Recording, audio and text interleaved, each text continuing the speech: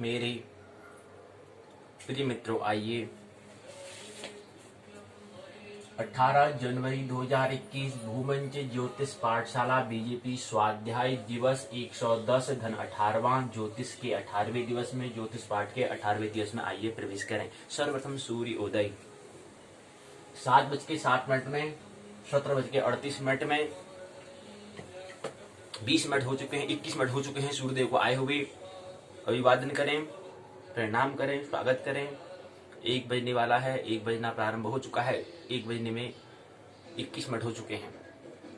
जैसे ही 60 मिनट होगा तो 1 बज जाएगा। आइए प्रवेश करें स्वाध्याय में। दैनिक कार्यक्रम के अंतर्गत आने वाला जो सर्वप्रथम जो मुख्य कार्य है, स्वधर्म जो है, करने योग्य जो कर्तव्य, मतलब करने योग्य जो है कर्तव्य, स्वाध्याय में आइए प्रवेश करें। जानते हैं पाठशाला के 2 भाग, पहले भाग को पाठ्यचर्या प्रश्नोत्तर चर्चा, दूसरे भाग को पाठ्यक्रम पाठ्य चर्चा हम कहते हैं। पाठ्यक्रम पाठ्य चर्चा भाग 2 जो है वो पाठशाला का, उसको हम पहले इस पर हम चर्चा कर लेंगे। उसके बाद फिर पाठशाला का भाग 1 पर दूसरे चरण में हम हिस्से में हम फिर चर्चा कर लेंगे, दूसरे भाग में हम चर्चा कर लेंगे, भाग 2 में चर्चा हम कर लेंगे। तो पहले हम आइए उत्तराखंड मुक्त विश्वविद्यालय यूओयू स्नातक द्वितीय वर्ष के द्वितीय प्रश्न पत्र ज्योतिष विषय, जिसको यूओयू उत्तराखंड मुक्त विश्वविद्यालय व्यक्त करता है, GY 202। इस पुस्तक का नाम है मुहूर्त विचार। कल हम प्रवेश किए हैं दूसरे पुस्तक में, द्वितीय वर्ष के स्नातक द्वितीय वर्ष के द्वितीय जो प्रश्न पत्र है ज्योतिष विषय के, उसके उस प्रश्न पत्र में हम कल प्रवेश किए। तो पुस्तक का शीर्षक है मुहूर्त विचार। इसके अंतर्गत जो पहला खंड है मुहूर्त स्कंद को हम समझने का प्रयास कर रही थी। इसके अंदर हमने पहली और दूसरी इकाई को हमने समझा। पहली इकाई में हमने समझा कि मुहूर्त,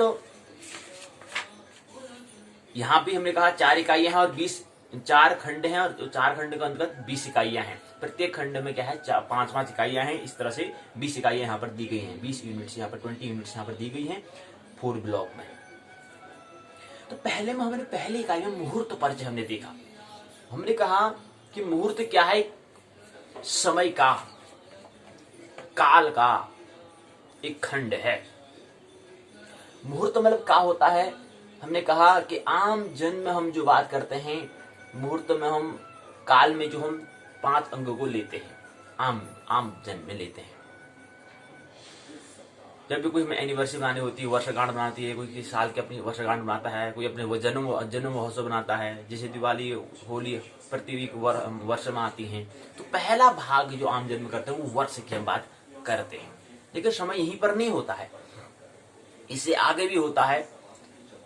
कल्प, परार्ध, अर्धपरार्ध, ब्रह्मा की जो 100 वर्ष कहते हैं, ब्रह्मा की 100 वर्ष आयु होती है, जिसकी उनकी भी 50, ब्रह्मा की भी 50 वर्ष आयु हो चुकी है, 51वें वर्ष में प्रवेश किए हुए हैं।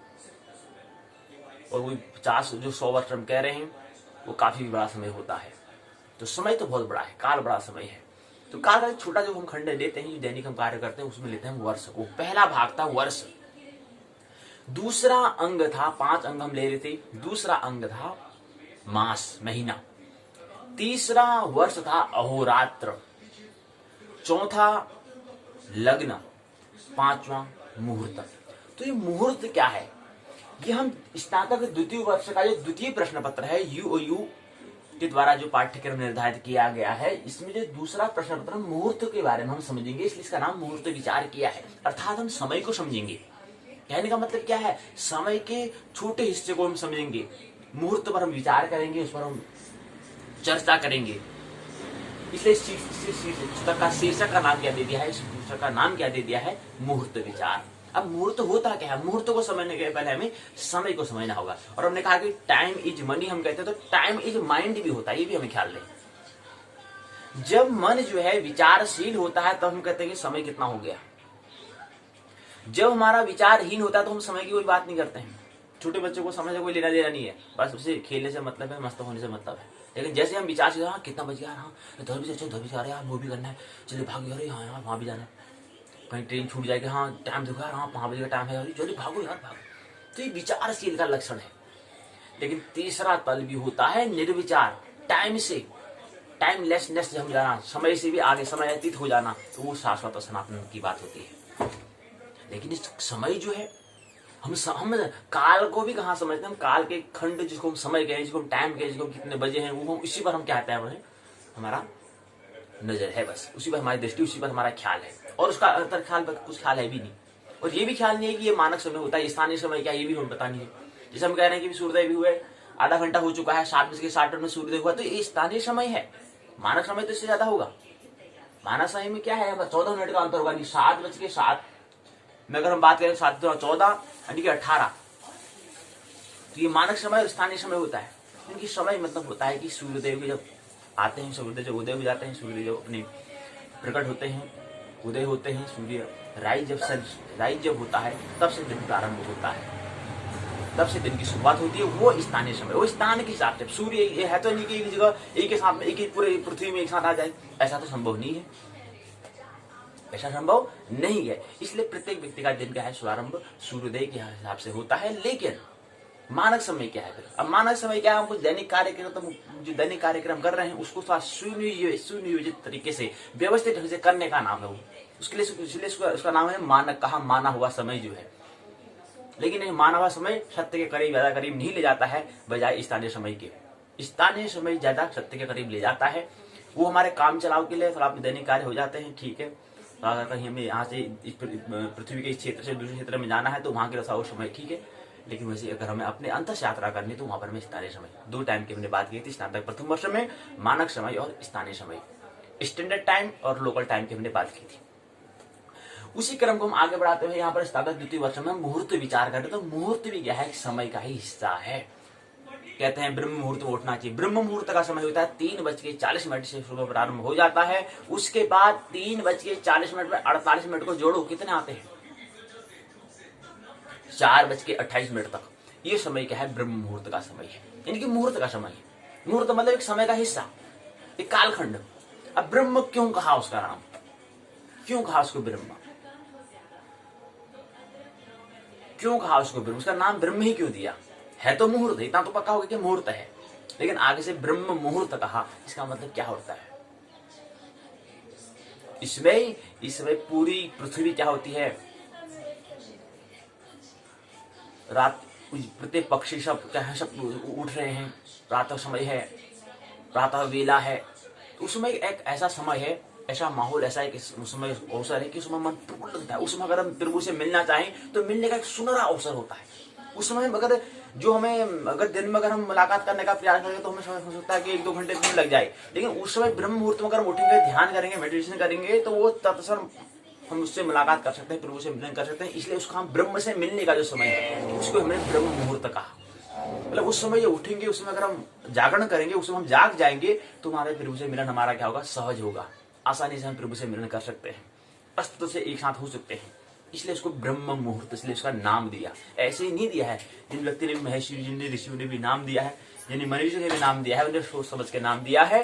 वो पूरी उसमें वैज्ञानिकता है कि उस समय हम अगर प्रभु से मिलना चाहे तो मिल सकते हैं, अस्तित्व के साथ हम एक हो सकते हैं। इसलिए उसको ब्रह्म मुहूर्त का, इसलिए उठने का इसलिए रिवाज बना कि उसमें उठना चाहिए, उस समय हमें जागरण हो जाना चाहिए। 3:40 से लेकर के 4:28 के मध्य में हमें क्या करना है, जाग जाना चाहिए। तो 48 मिनट का मुहूर्त कल हमने समझा कि मुहूर्त को समझने के लिए हमें 5 अंगों को हमें समझना महत्वपूर्ण होता है, जो हम दैनिक क्रिया में करते हैं। वर्ष से हम प्रारंभ करते हैं, लेकिन वर्ष ही नहीं है, वर्ष भी आगे होता है। मनु, कल्प, युग, कलयुग, युग की हम बात करते हैं, 4 युग होते हैं, वर्ष के आगे भी युग होते हैं। युग की बात फिर आगे भी मनवंतर होते, मनु होते हैं, मनवंतर होते हैं, फिर महायुग होते हैं। ये महायुग के बाद मनवंतर होते हैं, फिर आगे और भी हमारा कल्प होता है। 2 कल्पों के मिलकर ब्रह्मा जी का एक दिन होता है, एक अहोरात्र होता है। एक कल्प बराबर ब्रह्मा का एक दिन होता है, एक रात मिलाकर ब्रह्मा का दूसरा कल्प होता है, यानी कि 2 कल्प के बराबर ब्रह्मा का एक अहोरात्र होता है। इसी प्रकार से ब्रह्मा की फिर क्या है, 100 वर्ष की आयु होती है। फिर 100 वर्ष के बाद ब्रह्मा जी बदल जाते हैं। और हमने कहा था कि टाइम क्या है, काल क्या है, उसके 2 भाग होते हैं, एक संघारक, एक अखंड, एक सखंड। अखंड काल में क्या होता है, जो सखंड है वो भी नष्ट हो जाता है। लेकिन ये तो काल है, लेकिन जो अखंड काल है वो भी क्या है, फिर सनातन शाश्वत से भी क्या है, उसका भी वहां पर भी ये अखंड काल भी है तो काल ही। काल में क्या है, समय भी, जहां पर समय लेसनेस हो जाता है, हमने कहा कि समय से भी हमें आगे हो जाता है, हो जाता है। वो भी है वो शाश्वत सनातन की हम बात करते हैं। वो शाश्वत सनातन, ये शून्य जो आकाश है, ये शाश्वत सनातन है, इसका कोई समय नहीं है। ये समय बियॉन्ड टाइम, समयातीत की बात है, समय के हिसाब से गणना नहीं कर सकते। हमने कहा था कि टाइम और क्षेत्र, प्रत्येक स्थान पर क्षेत्र, जहाँ क्षेत्र होगा वहां पर समय भिन्न भिन्न होता है, ये भी हमने कहा था। इसलिए तो हमने कहा कि 6 वर्ष की पितरों के लिए 6 महीने का जो दक्षिणायन 6 महीने का उत्तरायण, हमने हाल ही में भी कहा कि मकर संक्रांति हो चुकी है, तो सूर्य उत्तरायण हो चुका है, तो इन 6 महीनों में कहते हैं कि ये क्या है, पितरों का एक दिन होता है। और इतना ही एक 6 महीने का क्या होता है, पितरों का एक रात होता है, यानी कि 6 की यहाँ 1 साल का वहां एक अहोरात्र होता है। ये समय का हिसाब है, अलग अलग हिसाब से क्या है कि समय क्षेत्र में निर्भर करता है। क्षेत्र जहाँ क्षेत्र होगा वहां समय भिन्न भिन्न होगा, ये हमने समझा। तो स्नातक प्रथम वर्ष में काल को समझा था, क्योंकि पुस्तक का नाम ही क्या था, ब्रह्मांड एवं काल दिया हुआ था। तो ब्रह्मांड को समझने का प्रयास और साथ साथ काल को समझने का हमने प्रयास किया। 2 काल होते हैं, कहा हमने, अखंड और सखंड होते हैं। अखंड की बात तो होती है कि अखंड में फिर पूरा ये ब्रह्मा विष्णु जो हम कह रहे हैं, सृष्टि का भी क्या हो जाता है, प्रलय हो जाता है, वो अखंड में होता है।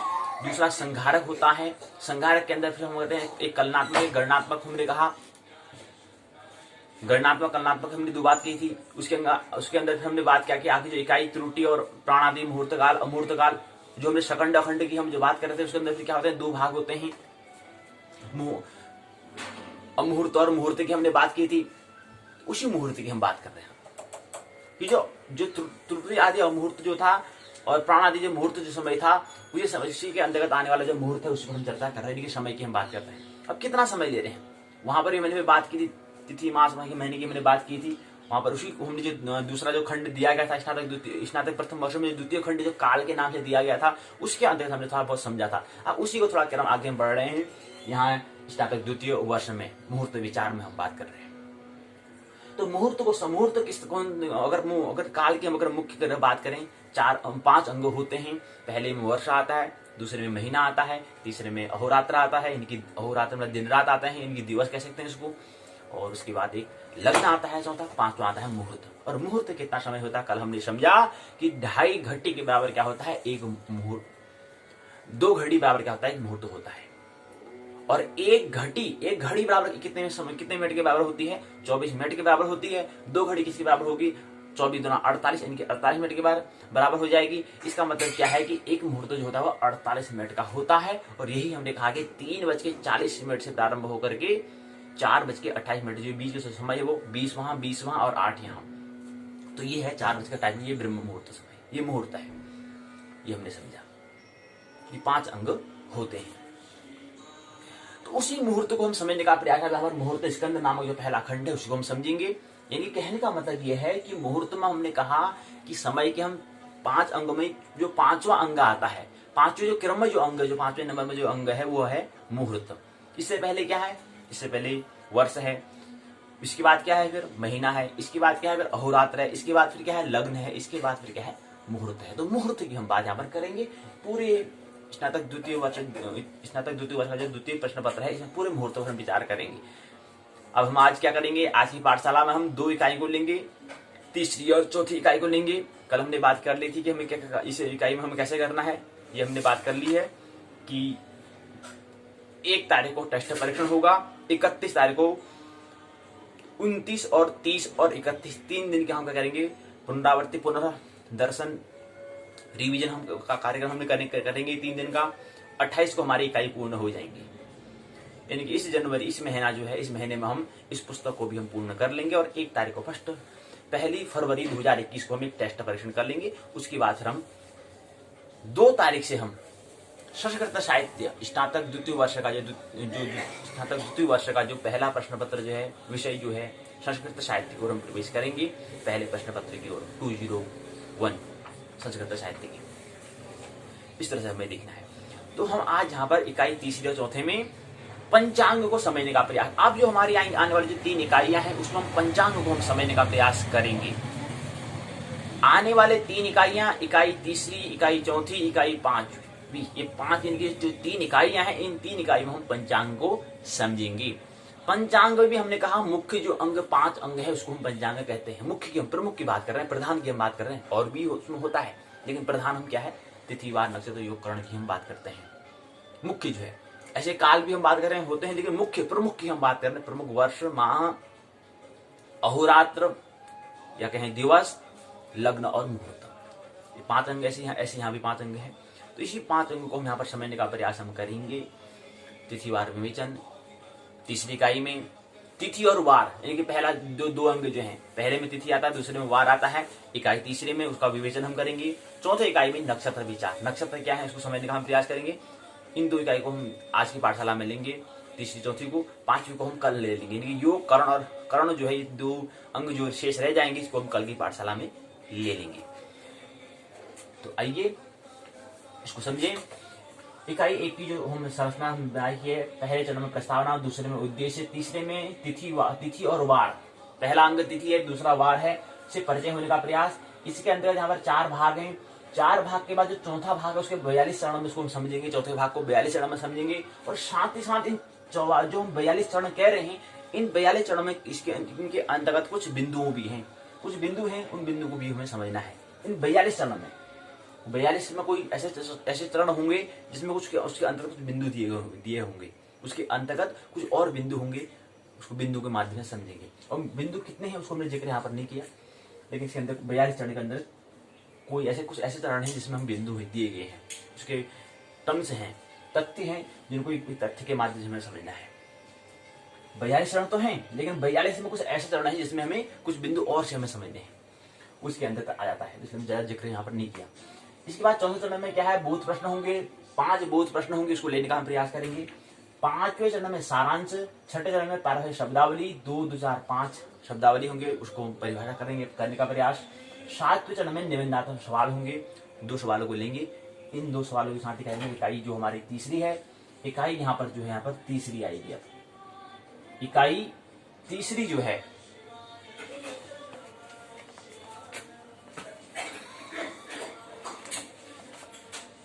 इकाई तीसरी और चौथी,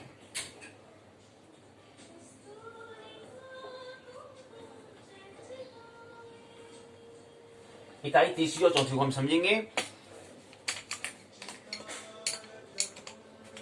इसके बाद फिर इकाई हम चौथे में प्रवेश करेंगे। इकाई चौथी का नाम है, अब हमने इकाई तीसरी कौन सी है, इकाई तिथि का नाम हमने कहा तिथि और वार का विवेचन करेंगे। इकाई तीसरे का नाम, चौथे का नाम है नक्षत्र विचार। तो चौथे इकाई की रूपरेखा क्या है, प्रस्तावना पहला चरण में, दूसरे चरण में उद्देश्य, तीसरे चरण में नक्षत्र परिचय। इसके अंतर्गत 2, 4, 6, 2, 8, 9 चरणों में इसको समझने का हम प्रयास करेंगे। 7वां, 8वां, 9वां, 7वें के 8 बिंदु हैं, 8 चरण है इसके अंतर्गत भी क्या है, और कुछ बिंदु हैं, 8 बिंदु हैं। 8वें के भी 13 बिंदु हैं, और जो हमारा 9वां है उसके 27 चरण हैं, और साथ साथ कुछ और भी 12 बिंदु दिए हैं, उनको हमें समझना है। यानी कि जो हमारा 7वां है, 7वां जो चरण होगा उसको 8 बिंदु के माध्यम से समझेंगे, और जो हमारा 9वां जो चरण है उसको हम 8वां चरण जो है उसको हम 13 बिंदु के माध्यम से समझेंगे। 9वां चरण को भी हम समझने का प्रयास 27 चरणों में करेंगे, साथ ही साथ कुछ बिंदु 12 बिंदु है उस पर भी विचार करेंगे। इस तरह से हम तीसरे चरण को समझेंगे, नक्षत्र परिचय। चौथे में बोध प्रश्न होंगे, बोध प्रश्न 5 बोध प्रश्न को लेंगे। चौथा चरण में 5वें में सारांश होगा, पूरी इकाई का वो सारांश दिया होगा, निचोड़ दिया होगा, उसको समझेंगे। 6ठे में 12वें शब्दावली होगी, 2, 4, 2, 6, 7 शब्द दिए होंगे, उसको परिभाषा करने का प्रयास। 7वें में निबंधात्मक सवाल होंगे, 2 निबंधात्मक प्रश्न होंगे, उसको लेंगे। उसके साथ करेंगे इकाई चौथे को जो हम विराम देंगे, नक्षत्र विचार वाली नामक की जो चौथा इकाई उसको विराम देंगे। तो ये 2 इकाई पर हमें बात करना है, अर्थात कहने का मतलब क्या है, ये क्या है, पंचांग है, ये है पंचांग। क्योंकि पंचांग का जो प्रमुख जो अंग होते हैं वो होते हैं, पंचांग का जो प्रमुख जो अंग होते हैं वो होते हैं 5 पंचांग, यानी कि जिसके हो 5 अंग, जो 5 अंगों से मिलकर बना हो उसको कहते हैं पंचांग। तो पंचांग के अंदर क्या आता है, 5 अंग होते हैं, यानी कि पहला होता है, दूसरा होता है, तीसरा होता है, चौथा होता है, 5वां होता है। अरे 5 अंग कौन कौन से होते हैं, जिसमें हमने कहा कि पहला अंग होता है तिथि, पहले अंग को हम कहते हैं तिथि, दूसरे अंग को कहते हैं वार, पहले को हम कहते हैं तिथि, दूसरे को कहते हैं वार, तीसरे को कहते हैं नक्षत्र, चौथे को कहते हैं योग, करण, तिथि, वार, नक्षत्र, योग, फिर करण,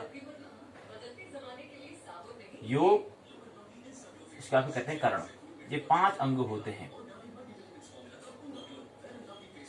ये 5 अंगों को हम समझेंगे आने वाले 3 इकाइयों में।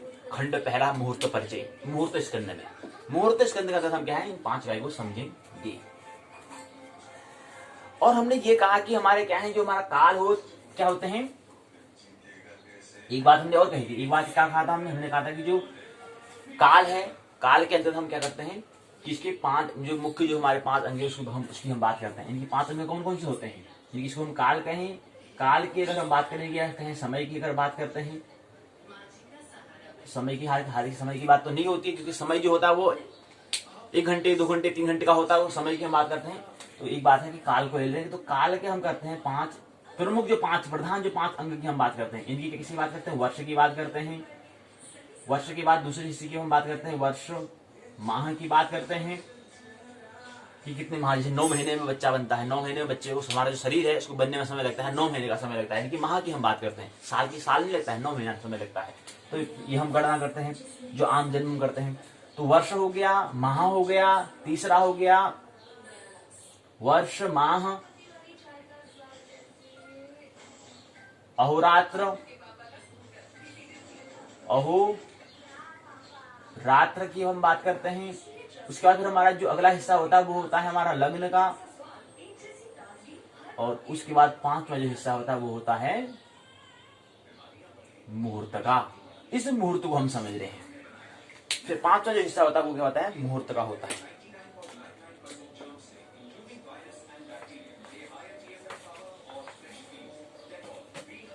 मुहूर्त का होता है।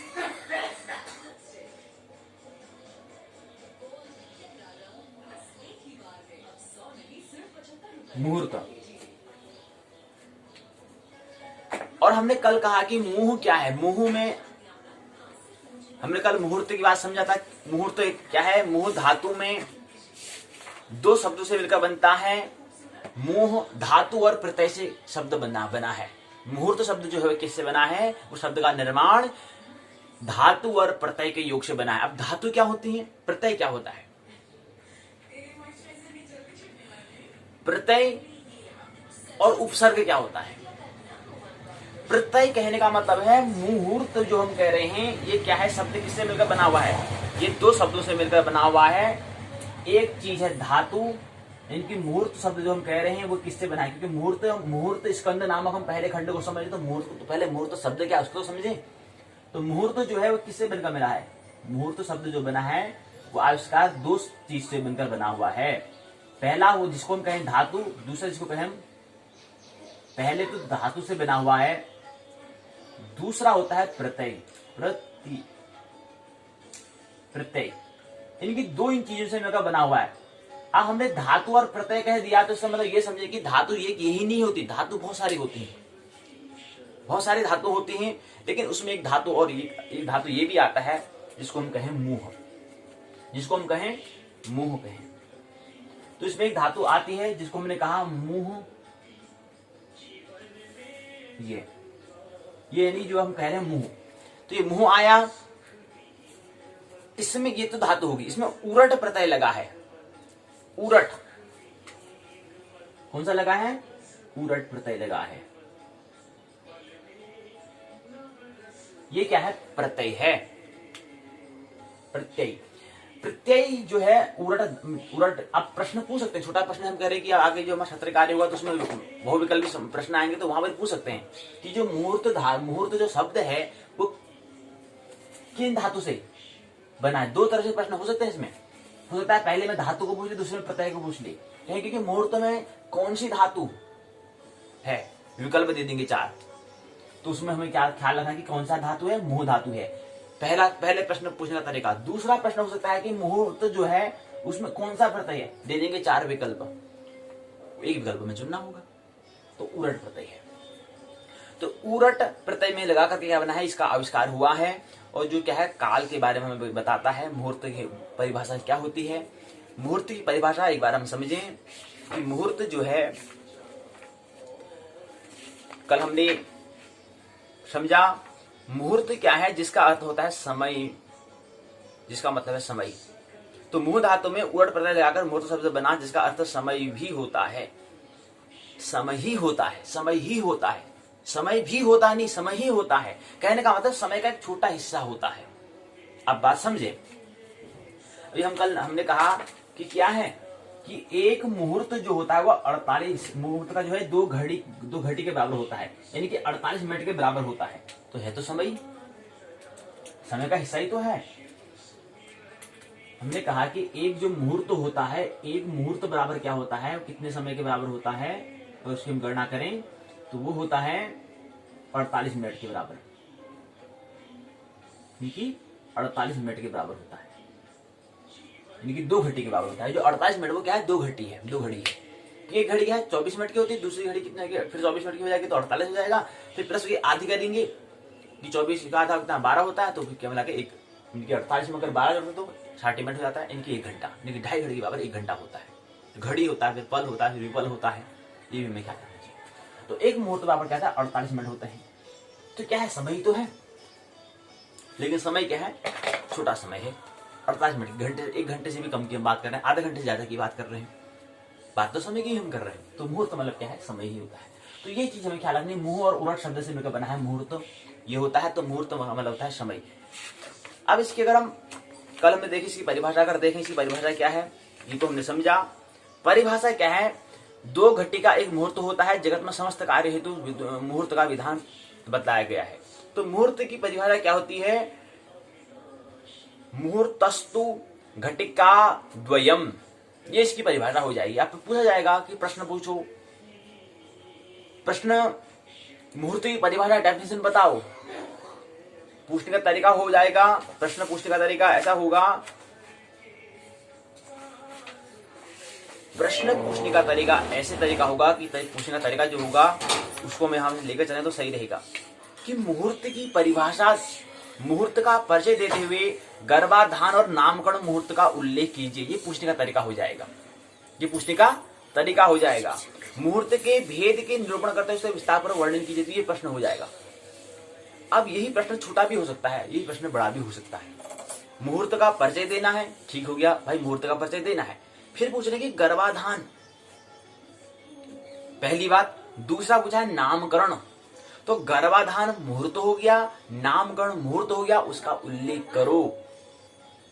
पहली बात, इसके 3 खंड, इनकी मुहूर्त परिचय, इनकी पहला खंड हो गया। दूसरा हो गया गर्भाधान का, गर्भाधान जो मुहूर्त है उसका उल्लेख करो। दूसरा है कि नामकरण मुहूर्त, इनकी 3 हिस्से हो गए प्रश्न के। तो प्रश्न क्या बन जाएगा, दीर्घ उत्तरी बन जाएगा, 5 3 15। तो पहले में मुहूर्त का परिचय हमें 5 अंक का, हमें 5 अंक उसका एक हिस्सा करें, 3 हिस्सा करें तो इस से 5 5 5। तो पहले मुहूर्त का परिचय देना है।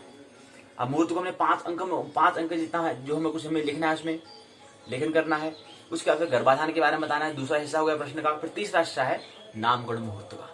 तो इस तरह से क्या है, इसकी 3 प्रश्न था, बड़ा प्रश्न, दीर्घ उत्तरी प्रश्न है ये। यही छोटा प्रश्न हो जाएगा कि मुहूर्त में कौन सा, तो जो सत्र कार्य में पूछा जाएगा, एक छोटा प्रश्न अति लघु उत्तरी हो जाएगा। और ऐसे फिर क्या होगा, लघु तरह से प्रश्न बन सकता है कि मुहूर्त का परिचय देते हुए गर्भाधान, या कहें कि मुहूर्त का परिचय देते हुए उसका स्वरूप की विवेचना कीजिए। मुहूर्त से परिचय दीजिए, मुहूर्त की परिभाषा क्या होती है, उसके स्वरूप का वर्णन कीजिए। इस तरह से प्रश्न, छोटा प्रश्न बन सकता है। तो उसमें हमें क्या लिखना है, फिर हमने कल एक बार हम पुनरावृत्ति कर लें, फिर हम आगे बढ़ेंगे। तो ये हमने बात समझ ली कि हमें ये करना है, इन 2 इकाई को हमें समझना है। तिथिवार विवेचन और नक्षत्र विचार, ये हमें इकाई की संरचना हमने देखी। एक पुनरावृत्ति प्रश्न हम कर लेते हैं ताकि हमें थोड़ा बन जाए, आगे भी समझने में कोई दिक्कत ना आई। पहले हमने करा प्रस्तावना, उद्देश्य था, मुहूर्त का परिभाषा स्वरूप को हमने समझा, धातु मुंह था, उरट प्रत्यय था। अब यहाँ पर जो हमने मुंह कहा, इसमें उरट प्रत्यय लगा हुआ है। बात ख्याल में नहीं आ रही होगी, कैसे आएगी, क्योंकि हमने धातु समझा ना प्रत्यय समझा है। अभी फिलहाल ये समझे कि कुछ धातु है और प्रत्यय है, इतना बात अभी समझ। अभी की जो मुहूर्त को समझ रहे कि धातु ये होता है, प्रत्यय ये होता है, इतनी बात हमें ख्याल रख ले। आने वाले संस्कृत की जो पाठशाला होगी वहां पर धातु क्या होती है, प्रत्यय क्या होता है, उपसर्ग क्या होता है, इसको हम बात कर लेंगे। ये व्याकरण की बात है। क्यों, क्योंकि ये जो मुहूर्त शब्द है ये क्या है, ब्याह हुआ शब्द है, इनकी मिला हुआ शब्द है, संयुक्त शब्द है, 2 शब्दों से। मुंह और उलट शब्द को, उसका आप धातु और प्रत्यय कहते हैं। अब प्रत्यय क्या होता है कि कोई शब्दों की जो धातु जो है, धातु के जो पीछे से लगे वो प्रत्यय का लक्षण होता है, वो प्रत्यय का ढंग होता है, पहली बात तो ये। और जो धातु के आगे से लगे उसको उपसर्ग कहते हैं। जैसे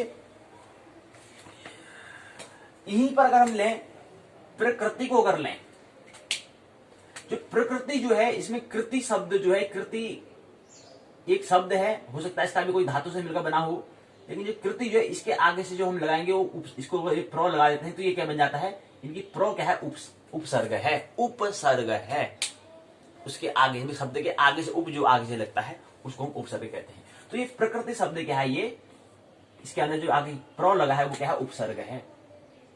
तो संस्कृत पाठशाला में देख लेंगे कि धातु क्या होता है, प्रत्यय क्या होता है, उपसर्ग क्या होता है, ये व्याकरण की बात है, तो इसको व्याकरण में ही समझेंगे। लेकिन अभी इतना समझे, इतना ख्याल रख लें कि क्या है, मुहूर्त दो धातु, मुहूर्त जो है दो चीजों से, धातु और प्रत्यय के योग से बना हुआ है। धातु कौन सी है, धातु बहुत सारे होते हैं, धातु कितने धातु हैं, तो कौन सी धातु है पूछ लेगा, तो धातु में मुंह धातु रखना है और प्रत्यय उलट प्रत्यय, ये हमें ख्याल रखना है पहला छोटा प्रश्न के लिए। तो ये हमने समझा 5 अमृतकाश के कालखंड होते हैं, मास, वर्ष, मास, दिन, इनके अहोरात्र, लग्न और 5 होता है मुहूर्त, ये 5 अंग होते हैं। मुहूर्त की परिभाषा हमने कहा, मुहूर्त अस्तु घटिका द्वयम, यानी कि जो 2 घटी के बराबर जो हो, ऐसा समयावधि जो 2 घटी के बराबर हो, अर्थात 48 मिनट का जो समय अवधि के बराबर जो हो, उसको हम मुहूर्त कहते हैं, उसको हम एक मुहूर्त कहते हैं। मुहूर्त का फिर अपना महत्व है। फिर हमने इसी क्रम में आए कि एक दिन का भी मुहूर्त होता है, रात का भी मुहूर्त होता है। लेकिन दिन का मुहूर्त हमने कहा, दिन का मुहूर्त जो हमने कहा कि इसमें मुहूर्त के स्वामी भी होते हैं, शिव, सर्व, पितर, वसु, जल, विष्णु देवता, ब्रह्मा, इंद्र, इंद्राग्नि, राक्षस, वरुण, अर्यमा, भग, ये क्या है। और उसके बाद नक्षत्र भी होते हैं, हमने बताया कि दिवा मुहूर्त भी क्या है, 1 2 3 4 5 6 7 8 9 10 11 12 13 14 14 28, इनके 28 क्या होते हैं, मुहूर्त होते हैं, ये हमने कहा। इसमें 14 दिन के मुहूर्त होते हैं, 14 रात्रि के होते हैं। इनकी एक अहोरात्र में 28 मुहूर्त होते हैं, ये हमने समझा। फिर मुहूर्त विवेचन यहाँ पर दिया हुआ है, तो अलग अलग मुहूर्त बताया है कि अभिजित मुहूर्त होता है, अभिजित जिसे ब्रह्म मुहूर्त कहना चाहिए, अभिजित मुहूर्त भी होता है। दिवा मुहूर्त के अंदर हमने बात की। इसी क्रम में अगला आया गर्भाधान मुहूर्त होता है, कि जिसमें जो ये पहला संस्कार होता है, ऋतु स्नान के पश्चात कर्तव्य है। भार्या के स्त्री धर्म में होने के 16 दिन तक वह गर्भधारण योग्य रहती है, तदंतर रमण निष्फल जाता है। रजोदर्शन के दिन से लेकर के 6 8 10 12 14 16वें दिन में क्रियमाण गर्भाधान पुत्रदायक व विषम दिनों में 5 7 9 11 13 15 में कन्याप्रद होता है। इस 12 दिनात्मक काल में विचारणीय मुहूर्त शुद्धि तिथि उभय पक्ष 2 3 5 7 10 11 12 13 ये शुद्ध हैं। तो ये गर्भाधान मुहूर्त कैसे होता है, तो उसको बता रहे हैं कि ये पहला संस्कार होता है। ऋतु स्नान के पश्चात विवाह हो चुका है, फिर संभोग हुआ, मिलन हुआ, उसके बाद क्या होता है, भार्या के स्त्री जो धर्म में 16 दिन के बाद गर्भाधारण होता है। लेकिन कोई अनिवार्य नहीं कि उस समय, तो ये महत्वपूर्ण गर्भाधारण तो तब होता है कि उस समय जो जीव, जो हम चेतन, जो आत्मा की हम बात करते हैं, वो जब प्रवेश करती है तब गर्भाधारण होता है। स्त्री पुरुष जो है वो एक संयोगिक माहौल तैयार करते हैं, क्रिएट करते हैं, एक बनाते हैं। महत्वपूर्ण किसका होता है, आत्मा का, सोल का। वो जब प्रवेश करेगी तब जाके उसमें क्या है, चेतना आती है, उस तब कहेंगे हाँ गर्भाधान हुआ, ये हमें ख्याल है। वो 16 दिन में बता रहे हैं कि 16 दिन के ये समय होता है, 16 दिन तक वो गर्भधारण योग्य रहती है, ये बता रहे हैं। तो इसी में गर्भाधान हो गया, फिर आगे पंचवंध होता है, जातकर्म होता है, जातकर्म विधि होते हैं, फिर आगे प्रसूता स्नान मुहूर्त होता है, तो नामकरण मुहूर्त होता है, फिर ये सारे मुहूर्त का अन्नप्राशन मुहूर्त होता है, ये सब थोड़ा संस्कार में आ जाता है। तो इसी क्रम को हमने कल समझा था। फिर इसी क्रम में हमने दूसरे इकाई में देखा पक्ष, मास, ऋतु, अयन और गोल पर हमने विचार किया। 5 अंगों पर हमने पक्ष, मास, ऋतु, अयन, गोल पर हमने बात की। फिर हमने कहा कि पक्ष 2 होते हैं, कृष्ण पक्ष और शुक्ल पक्ष। हमने कहा कृष्ण पक्ष के अंदर हमने बात की कि कृष्ण, इनकी एक पक्ष हमने कहा कि जो पूर्णिमा होती है इसको हम 15 से, अगर कहीं पंचांग में हमें देखना है तो पूर्णिमा को हम 15 से दिखाएंगे। क्यों, क्योंकि पूर्णिमा की जब हमारा शुक्ल पक्ष जो होता है, शुक्ल पक्ष की प्रतिवेदा जो होती है, वहां से हम महीने की प्रारंभ करते हैं, तो इसलिए हमको 15 दिन होगा, तो वहां 15 में पूर्णिमा होगी, तो 15 दिन होगा। उसके बाद फिर आने वाले 14 जो तिथियां होती हैं, प्रतिपदा, द्वितीया, तृतीया, चतुर्थी, पंचमी, षष्ठी, अष्टमी, नवमी, दशमी, एकादशी, द्वादशी, त्रयोदशी, चतुर्दशी जो होती है। उसके बाद आते हैं अमावस्या। तो अमावस्या को 30 से हम दिखाते हैं पंचांग में, ये हमें ख्याल रहे। जो अमावस्या क्या है, अंधकार हो दिन, तो पूरा एक महीना हो जाता है, इसको हम 30 से दिखाते हैं। तो ये हमें ख्याल रहना चाहिए कि कहीं पर अगर 15 है और 30 है तो वहां पर हमें असमंजस में नहीं रहना है। तो पूर्णिमा को हम 15 से दिखाते हैं, अमावस्या को हम 30 से दिखाते हैं, ये हमें ख्याल रहे। अंक जो यहाँ पर है, तो ये पक्ष, मास, ऋतु, अयन की हमने बात की। मास हमने कहा कि हमारे चैत, वैशाख, जेठ, आषाढ़, सावन, भाद्रव, जो हम बात कुवार, कार्तिक, अगन, पूष, माघ, फाल्गुन जी की हम जो बात करते हैं वो हमने कहा। इसके बाद हमने कहा कि हमने महीने की बात करी। महीने में हमने कहा कि 4 महीने होते हैं, सूर्य के हिसाब से, चंद्रमा के हिसाब से, पृथ्वी के हिसाब से और नक्षत्र के हिसाब से, और बीच में अधिमास 6 मास भी होता है। ये हमने स्नातक प्रथम वर्ष में हमने बात कर ली है, संक्षिप्त में उसको बताने का प्रयास यहाँ पर किया गया है। फिर हमने कहा कि मास, पक्ष हमने कहा, पक्ष हमने कहा कि 2 पक्ष, कृष्ण पक्ष, शुक्ल पक्ष होते हैं। हमें ये सूत्र ख्याल रहे, याद रहे कि शुक्ल पक्ष, कृष्ण पक्ष अमावस्या होता है, शुक्ल पक्ष पूर्णिमा होता है, ये हमें ख्याल रहे। और कृष्ण का मतलब तो काला था, जहां पर अंधेरा की अधिकता बढ़ती रही तो वो कृष्ण पक्ष कहलाएगा। ऐसा भाग को हम कहेंगे, ऐसा आधा भाग को हम कहेंगे, महीने का ऐसा भाग, चंद्रमा का ऐसा भाग जहां पर अंधेरा बढ़ रहा है उसको अमावस्या। तो सूत्र बन जाएगा, कृष्ण पक्ष जब होता है वहां अमावस्या आती है, और शुक्ल पक्ष पूर्णिमा होती है, जहां पर वो जला बढ़ते रहे, और जहां पर आधा चांद जो वो भी हमें पूर्ण दिखाई दे उसको हम पूर्णिमा कहते हैं। और ख्याल रही, चंद्रमा हमेशा हमें आधा दिखता है, ख्याल रही, चाहे पूर्णिमा हो तब भी हमें आधा दिखता है। क्यों? पहली बात, हमने पहले स्थान प्रथम वर्ष में भी समझा था, क्योंकि चंद्रमा जो है वो क्या है, घूर्णन नहीं कर रहा है, वो क्या केवल ऐसी ही गति कर रहा है, बस वो अपने अक्ष पर अपने जो कील है उसमें गति नहीं कर रहा है, इसलिए चंद्रमा का हमेशा हमें आधा भाग हमें दिखाई देता है। तो पूर्णिमा भी बात है तब भी हमें आधा भाग दिखता है। बाकी वैज्ञानिक चिंतन की बात है, बाकी इसमें हमें चिंतन हमारी कल्पना के आधार पर हमें जाए तो हम अंतरिक्ष में हम जा सकते हैं, तो वहां से हम खुद इसको देख सकते हैं, सत्यता की हम अवलोकन परीक्षण कर सकते हैं कि वाकई बात सही है गलत है।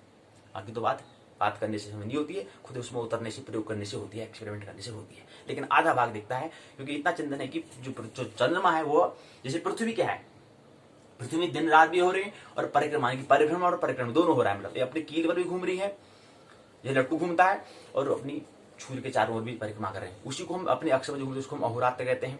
एक अपने अक्ष पर एक चक्कर काट ली तो उसको अहोरात्र कहेंगे, और पूरा पृथ्वी के चारों ओर परिक्रमा कर ली उसको हम कहते हैं वर्ष कहते हैं।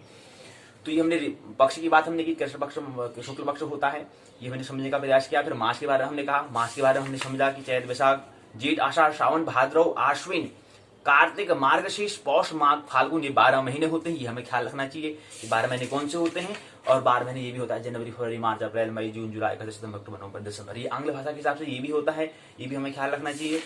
ये कैसे उत्पन्न हुए इसके बारे में हमने समझा। अब फिर हमें बताया है कि अप्रैल के महीने में चैत आता है, मई के महीने में वैशाख आता है, जून के महीने जेठ आता है, जुलाई के महीने में आषाढ़ आता है, अगस्त के महीने में श्रावण आता है, सितंबर के महीने से भाद्रपद आता है, अक्टूबर के महीने में अश्विन आता है, नवंबर के समय कार्तिक आता है, दिसंबर के महीने में मार्गशीर्ष आता है, जनवरी के महीने में पौष आता है। जो भी जनवरी चल रही है तो अभी कौन सा महीना चल रहा है, कौन सी तिथि है, कौन सा महीना चल रहा है, अभी पौष महीना चल रहा है। इनकी क्या है, पौष, माघ, फाल्गुन। इनकी जैसे पौष के बाद फिर माघ आएगा, फिर फाल्गुन आएगा, फिर चैत आ जाएगा, फिर नया संवत्सर प्रारंभ हो जाएगा। 2078वां संवत्सर, विक्रम संवत्सर जो कह रहे हैं वो संवत्सर बदल जाता है प्रति वर्ष में। तो मार्च में क्या है, फाल्गुन होता है, ये हमें ख्याल रखना है। तो इसी तरह से मुसलमानों का भी महीना दे रखा है, मल मास में कार्य के बारे में बता रखा है। फिर मास का फल क्या होता है, अगर चैत के महीने में कोई हम काम करते तो उसका क्या परिणाम होता है, फिर वैशाख के महीने में क्या करते हैं उसका क्या परिणाम होता है, ज्येष्ठ के महीने फिर ऐसी आषाढ़, सावन, भाद्रव, आश्विन, कार्तिक, मार्गशीर्ष, पौष, माघ, फाल्गुन, इस भी महीने में अगर कोई काम करता है उसका क्या परिणाम होता है, क्या फल मिलता है, क्या रिजल्ट मिलता है, इसके बारे में बताया गया है इसमें। तो ये पूरी बात है कि इसमें हमें काम कौन से महीने में काम करना चाहिए। फिर इसी क्रम में आगे बढ़े तो जनमानस के बारे में बात की, फिर अंग्रेजी में जो महीना है वो कैसे उत्पन्न हुई इसके बारे में हमने समझा। इसी क्रम में फिर अगले क्रम में बढ़े कि अयन और गोल को हमने समझा। फिर इसके बाद में ऋतु की हमने बात की। ऋतु हमने कहा कि वो भी क्या है, समय का हिस्सा है। ऋतु को मतलब सीजन कहते हैं, तो हम सीजन कहते हैं, तो सीजन कितने होते हैं, 6 होते हैं, अर्थात 2 महीने 2 माह की अवधि को हम ऋतु कहते हैं। ऐसा समय जो 2 महीने का हो उसको हम ऋतु कहते हैं। तो 6 तो नहीं 12, इनके एक वर्ष में क्या होते हैं, 12 महीने होते हैं, तो कितनी होंगी, 6 ऋतु होती है। ठीक है, 6 ऋतु कौन कौन सी होती हैं, वसंत, ग्रीष्म, वर्षा, शरद, हेमंत और शिशिर, 6 ऋतु होती हैं, ये हमें ख्याल रहे। तो सीजन का भी हमें पृथ्वी का क्या है, 6 सीजन होते हैं। सीजन के हिसाब से हमें अगर उसका ख्याल नहीं तो हम उसके हिसाब प्रकृति के हम अपना सुनियोजित तरीके से जीवन जी सकते हैं। तो वर्षा आए तो वर्षा में हम जाड़ों से कपड़े नहीं पहनेंगे तो पहले से हम तैयार रहेंगे तो हम स्वस्थ रहेंगे। तो स्वस्थ अगर हम जागरूक रहेंगे तो हम स्वस्थ रहेंगे, मस्त रहेंगे अगर हम इसका ख्याल रखेंगे। तो फिर अयन गोल की बात की थी, हमने कहा कि अयन का मतलब होता है स्थल नाम। तो अयन की हमने बात की 2 होता है, उत्तरायण दक्षिणायन, उत्तरायण अभी हाल ही में हुआ है, मकर संक्रांति 14 जनवरी 2021 को उत्तरायण शुरू हो चुका है और दक्षिणायन फिर 6 महीने का जो समय उसको उत्तरायण दक्षिणायन कहते हैं। आयन मतलब जो 6 महीने का जो हो 6 महीने का जो हो उसको उत्तरायण और दक्षिणायन के क्रम से कहते हैं। उत्तरायण के हम लोग को सौम्यायन भी कहते हैं, ये भी हमें ख्याल रखना चाहिए।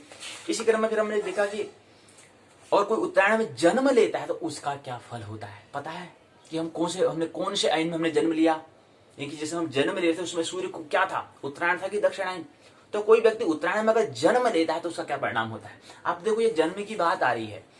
अब यहाँ पर जो हमने कहा कि आत्मा 4 प्रकार की होती है, पहले प्रकार के व्यक्ति को तो कुछ ख्याल नहीं होगा, लेकिन जो दूसरे प्रकार का जो व्यक्ति होता है वो चुनता है कि मेरे को कौन से अयन में मेरे को जन्म लेना है, दक्षिणायन में लेना है कि उत्तरायण में लेना है। वो पूरी सुनियोजित तरीके से आता है कि मेरे को कहाँ पर जन्म लेना है, किस समय जन्म लेना है, किस क्षण में जब मैं गर्भाधान लूंगा तो फिर किस समय मेरा जन्म होगा, ये पूरा उसकी क्या होती है, व्यवस्था होती है, वो चुनता है। प्रत्येक आत्मा चुनती है गर्भाधान को, प्रत्येक आत्मा क्या करती है, पूरी स्थिति को चुनती है, पूरी कंडीशन को देखती है, सिचुएशन को देखती है, कहाँ पर मिले ठीक रहेगा, कहाँ पर मिले ठीक नहीं रहेगा, पूरी क्या करती है, चुनती है। ये कौन सी होगी, दूसरी प्रकार की आत्मा। पहली प्रकार की आत्मा क्या होती है, वो उसका कर्म से ऐसे है कि मतलब कुछ होश है नहीं, जागरण भी है नहीं, तो वो तो केवल परबस मतलब उसमें निरंतर गर्भ भी उपलब्ध है, कहीं भी चले जाओ भाई, बस जन्म लेने से मतलब है पुनरपि जननम पुनरपि मरणम, जहाँ मिल जाए वहीं निरंतर गर्भ उपलब्ध है, कहीं भी चले जाओ वहां जगह मिल जाती है। लेकिन जो थोड़ा सा आगे बढ़ जाता है, तो थोड़ा आगे विचारशील आगे जो हो जाता है, तो फिर उसके साथ प्रॉब्लम का समस्या होती है कि तत्क्षण को गर्भ नहीं मिलता है, तो वहां पर उसको फिर चुनता भी है वो, तभी तो समय भी लगता है। समय क्यों लगता है, क्योंकि उसको वहां पर नहीं जाना है, उस तरह का उसका गर्भ भी उपलब्ध ही नहीं है, तो इसलिए क्या करता है, उसको समय लग जाता है, वो चुनता है। तो किसी का हम ये जानना है कि हमारा उस समय जब जन्म लिए थे उसमें कौन सा हमारा अयन था, सूर्य उसमें उत्तरायण था कि दक्षिणायन था, तो उनका फल भी उसका जन्म अगर लेते तो अगर उस अयन में लेंगे तो उसका फल क्या होता है, जिसे बताते हैं कि कोई उत्तरायण में लेगा तो जन्म मनुष्य सदा प्रसन्न रहता है, उसका चित्त हमेशा मन प्रफुल्लित रहता है, स्त्री पुत्र आदि से वो अति संतोष और सुख पाने वाला होता है, बहुत श्रेष्ठ आचार विचार वाला, उदार और धीरज वाला होता है। दक्षिणायन में जो जन्म लेगा उसका क्या होता है, पशुओं का पालन करने वाला, निष्ठुर मन वाला, किसी की बात न सहन करने वाला होगा, इसकी बात है। फिर इसके में हमने कहा गोल भी दो होते हैं, हमने कहा कि 2 प्रकार के होते हैं, उत्तरी गोलार्ध और दक्षिण गोलार्ध होता है। तो जो हम कह रहे हैं कि ज्योतिष शास्त्र में 3 भाग होते हैं, सिद्धांत संहिता होरा जो होता है उसके अंदर हमने बात की, तो इसमें जो गोल जो कह रहे हैं पृथ्वी के हमने ऊपरी हिस्सा, पृथ्वी क्या है, गोल है और थोड़ा सा क्या है, धसी हुई है। तो हमने बात की थी ये दूरी क्या है, थोड़ा बड़ी है, 12,756 हमने कहा, तो ये 12,1400 किलोमीटर है, यानी कि ये लंबाई क्या है, 12,714 किलोमीटर है, और ये क्या है, 12,756 किलोमीटर है, यानी कि थोड़ा सा बड़ी है, यानी 44 मीटर। हमने कहा कि 44 किलोमीटर क्या है, इसकी लंबाई थोड़ा ज्यादा है, तो इसलिए कहेंगे थोड़ा पृथ्वी थोड़ा धसी हुई है, लेकिन है गोल, इनकी स्फीयर है।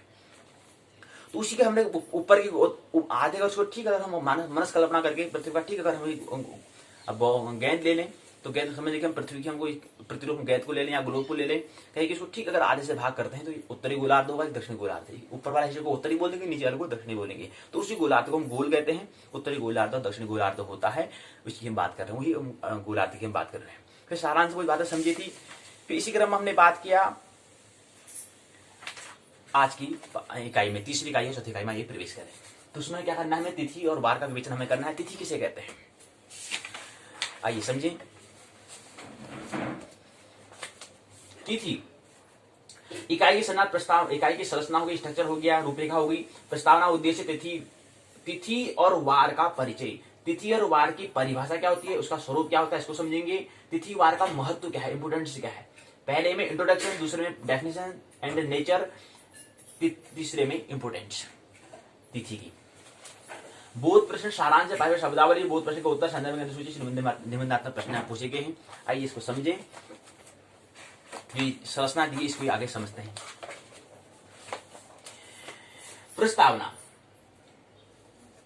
प्रस्तावना में ज्योतिष शास्त्र में तिथिवार सिद्धांत ज्योतिष के से जुड़ा हुआ विषय है।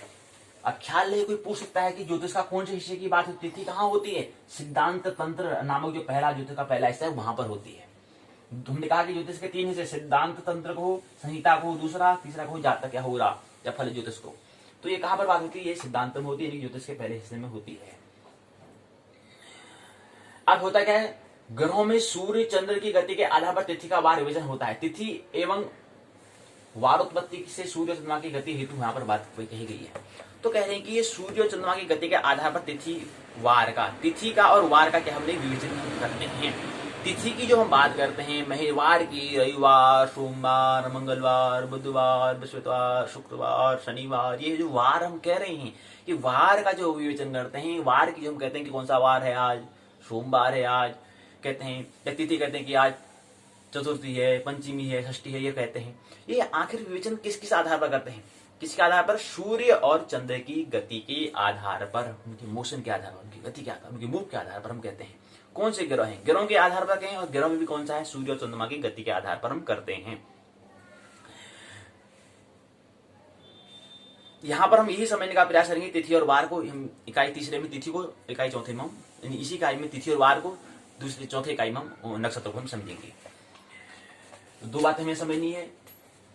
ये बात हमें समझा कि क्या है, सिद्धांत था तंत्र, इनकी ज्योतिष के पहले हिस्से में ये बातें होती हैं, लेकिन उसको हमें फिर भी समझना है। भले ज्योतिष वाले व्यक्ति को भी ये समझना चाहिए कि तिथिवार क्या है, इसलिए, लेकिन मुख्य हिस्सा का है वो सिद्धांत तंत्र का हिस्सा है। फिर उद्देश्य है 1, 2, 3, 4, 5 उद्देश्य दिए। पहले में परिभाषा, दूसरे में महत्व, तीसरे में संख्या को जानना, चौथे में स्वरूप का वर्णन, पांचवा जो उद्देश्य है संबंध को निरूपण करना, ये उद्देश्य दिया है। तिथिवार का परिचय क्या है? दर्श सूर्येन्दु संगम के आधार पर अमावस्या तिथि को जब सूर्य चंद्रमा का समागम होता है, उसके पश्चात दोनों ग्रह उत्तरोत्तर दूर होते जाते हैं। उस दिन चंद्रमा 0 से प्रारंभ होकर के 12 अंश तक जाता है, शुक्ल प्रतिपदा का अस्तित्व होता है। इसी प्रकार 12 अंशों के परिणाम से अगली तिथियों की बनती रहती है। तिथि को इस प्रकार से हम समझें, ये तो पहले प्रस्तावना मैंने बताया कि क्या होता है जब सूर्य और चंद्रमा का समागम होता है। अब हमें ख्याल हमें करना है कि हम शुक्ल पक्ष, यानी कि कोई प्रश्न पूछना चाहिए हमने कि आज हम जो पूर्णिमा है उसको 15 क्यों दिखा रहे हैं? पूर्णिमा को 30 से क्यों नहीं दिखाएं हम? अमावस्या को 15 से क्यों नहीं दिखाएं? क्या जरूरी है? क्या ऐसा हो सकता है कि पूर्णिमा को हम पंचांगों में 1-5 से दिखाएं और अमावस्या को 3-0 से दिखाएं? क्या ऐसा नहीं हो सकता है कि इसको अदला बदली कर दें? नहीं कर सकते। क्यों?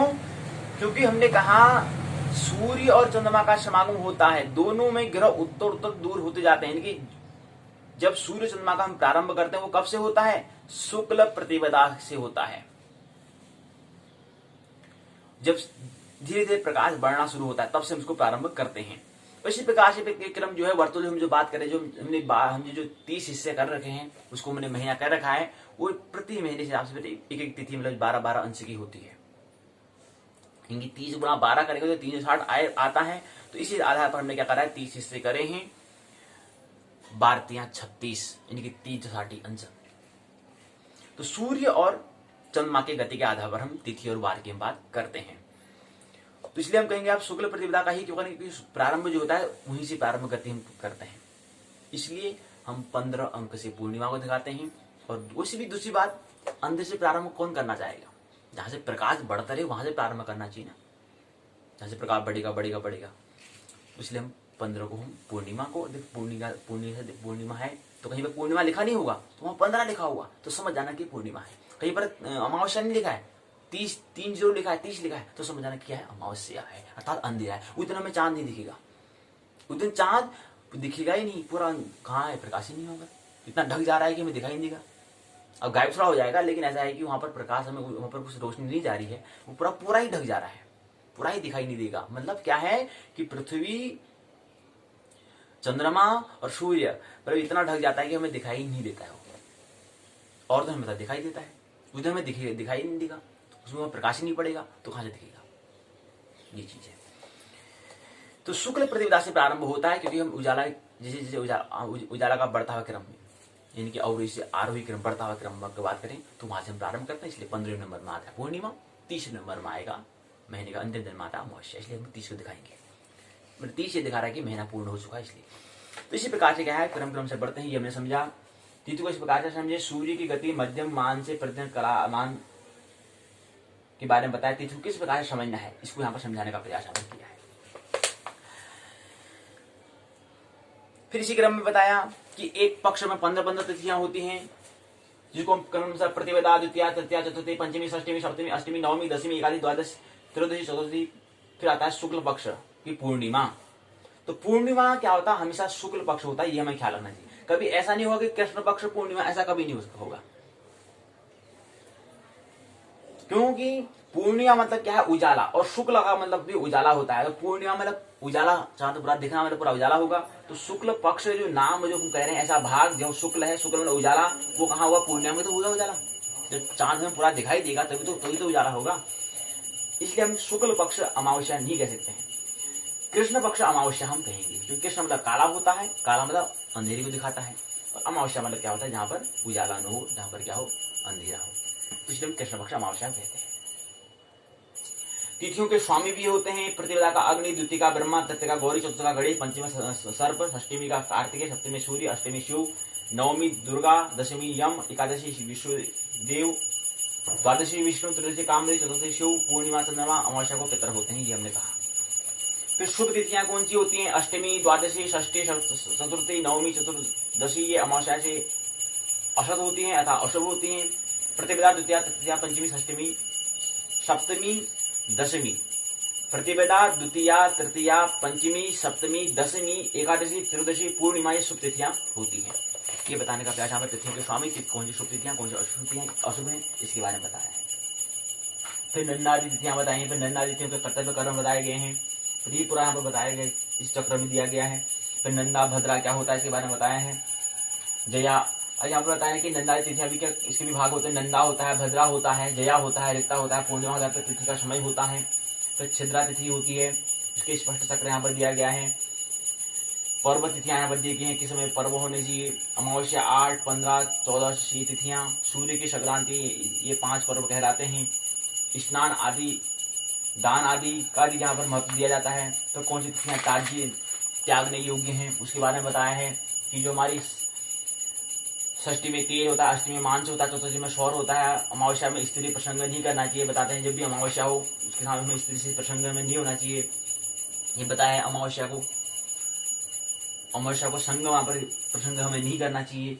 इसी क्रम से 13, 10, 2 तिथियों में उबटन नहीं होना चाहिए। 13, 30, 7, 9 इन तिथियों में आंवले से स्नान हमें नहीं करना चाहिए। ये कुछ विधान दिए गए। अब कहने से काम होने वाला नहीं है कि हम नहीं कहे, हम कहें, किसी ने ज्योतिष ने कह दिया हम बिल्कुल नहीं करना चाहिए। जब तक कि उसको हम उसकी यथार्थता को, उसका दर्शन न करा दें, तब तक वो बात समझ में नहीं आएगी। हाँ, कुछ समय के लिए कर लेंगे, हाँ ठीक है, लेकिन वो फिर नित्य नहीं हो पाएगा। नित्य होने के लिए क्या करना पड़ेगा, उसको झलक होनी चाहिए कि वास्तव में इसकी वास्तविक क्या है, इसमें यथार्थ क्या है, इसमें सत्यता क्या है, इसमें वैज्ञानिकता क्या है, इसमें ऑथेंटिक क्या है, प्रमाणिक क्या है। कहने से नहीं, इसको दिखाना पड़ेगा। ज्योतिष को बताना पड़ेगा, नहीं ज्योतिष हाँ बिल्कुल नहीं करना चाहिए, बस हो गया।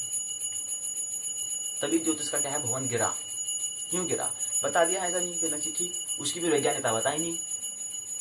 तो पूरी कारण बताया है कि समय नहीं करना चाहिए, इसका क्या कारण है, वजह है, उसका झलक उसको दिखाना है, उसको बताना है कि इसमें किसका इस स्थिति में ये काम नहीं करना है, क्यों, इसकी वैज्ञानिकता क्या है। अगर करोगे तो इसका परिणाम ये होगा, अगर नहीं होगा खुद प्रैक्टिकल करो। एक महीने करो, महीने नहीं करो, तो उतारो अपने आचरण में। कहने से नहीं होगा, खुद उसका प्रयोग करो, एक्सपेरिमेंट करो। ये बातें समझाने का तरीका, नहीं तो उसको भी नित्य नहीं हो पाता है। मान लेंगे हाँ 1-2 साल कर लेंगे, ठीक है, यार फिर भी नहीं हो रहा है, तो उसका पहले उसका जो प्रमाणिक जो उसका दर्शन पहले इसको मिल जाए कि उसकी यथार्थता क्या है, यथार्थ क्या है, वो तथ्यगत क्या है, वो उसका पहले दर्शन में कराना होता है। क्या बता रहे कि षष्ठी तिथि में तेल नहीं करना चाहिए, अष्टमी में मांस नहीं होना चाहिए, चतुर्थी में शौर और अमावस्या में स्त्री प्रसंग नहीं करना चाहिए। ये कारण क्या है, कहने से नहीं, उसमें क्या वजह होती है, उसमें क्या होता है, उसमें क्या प्रभाव होता है। हमने कहा कि ज्योतिष में कोई उस स्थिति में अमावस्या में क्या होता है, उसमें क्या होता है, अंधेरा होता है, अंधेरा होता है। और ज्योतिष में क्या है कि कोई भी ज्योतिष की दृष्टि क्या है कि कोई भी यहाँ पर क्या है, चाहे छोटा छोटा हो और बड़ा सा बड़ा हो, एक दूसरे को प्रभावित करते हैं। तो उसमें कोई ऐसी स्थिति हो रही होगी, उसमें विघ्न पड़ेगा, लेकिन आप कर रहे हैं। लेकिन जो भविष्य का दर्शन कराना काम ज्योतिष का है, ज्योतिष का काम क्या है, भविष्य का दर्शन कराना है। वो कहेगा बिल्कुल नहीं करना चाहिए, लेकिन आप कर रहे हो, तो तुम्हारा जीवन दुखालय होगा। करो, दुखालय बनाओ। दुख का निर्माण करने वाले भी आप, सुख का निर्माण करने वाले भी आप, भोगने वाले भी आप, भोगो। लेकिन ज्योतिष का काम क्या है, दृष्टि बता देना कि भविष्य में यही स्थिति में आपको नहीं करना चाहिए, नहीं करना है। फिर परिहार होता है, शुद्ध क्षय और मतलब जो शुद्ध क्षय और अधिक तिथियों बताते हैं कि यहाँ कोई तिथि घट गई, कोई तिथि बढ़ गई, उसके बारे में यहाँ बताया है कि गल की तिथि और अधि तिथि हम बताते हैं। अब यहाँ पर परिहार का मतलब बता रहे हैं कि शनिवार में षष्ठी हो तो तेल, अश्विनी शुक्ल पक्ष में, अष्टमी में मांस शुक्ल पक्ष की चौथी तिथि और सौर में दीपावली 30 में स्त्री प्रसंग में प्रशस्त है। फिर तिथि घटी और बड़ी हम बताते हैं, शुद्ध 6 और अधिक त्रयी हम बताते हैं कि कहीं तिथि बढ़ जाती है, कहीं तिथि घट जाती है, उसके बारे में हमें बताया हुआ है कि जिस दिन क्या होगा, सूर्योदय से पहले अगर सूर्योदय जो हो शुद्ध तिथि कहलाती है, पर तिथि जब क्या है सूर्योदय हो रहा है उसके बाद जो तिथि बढ़ी हुई है तो तिथि क्या होगी, घट गई। सूर्योदय से पहले जो तिथि पहले जब सूर्योदय समझो 7 बजे 7 मिनट में हो रहा है, तिथि जो है 6 बजे ही अगर पूर्ण हो चुकी तो तिथि क्या हो जाएगी, स्वतः ही घट जाएगी।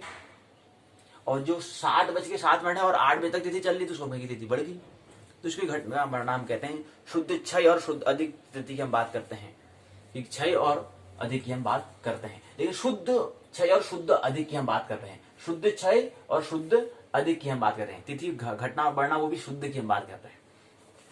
बोध प्रश्न दर्श शब्द का मतलब होता है, क्या होता है दर्श का मतलब, ये प्रश्न पूछ दिया छोटा है, ये प्रश्न पूछ रहा है कि दर्श का शब्द का मतलब होता है, तिथि कहते हैं,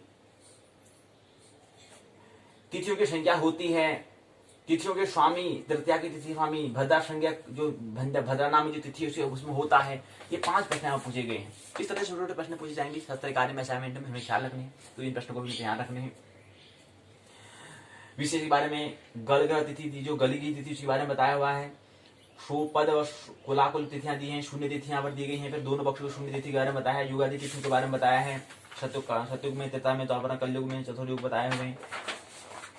तो इसी क्रम में आता है मनवादी युगादि तिथियों के कार्य के बारे में बताया है, कार्य के बारे में, तिथि कृत्य बताया है, प्रतिभा, द्वितीया, तृतीया, चतुर्थी, पंचमी, षष्ठी, सप्तमी, अष्टमी, नवमी, दशमी, एकादशी, द्वादशी, त्रयोदशी, चतुर्थी।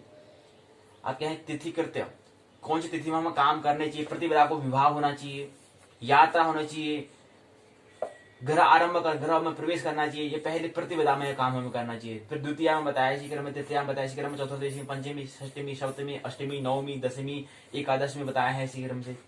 इसी क्रम में द्वादशी में बताया है, इसी क्रम में त्रयोदशी, इसी क्रम में चतुर्थी, इसी क्रम में पूर्णमासी और अमावस्या के बारे में बताया है। यहाँ पर लिखा है तीसरे क्रम में, तीसरे नंबर में क्या है पूर्णिमा है, 15वें अंक से क्या है पूर्णिमा दिखा है, और 30 अंक से अमावस्या दिखा है।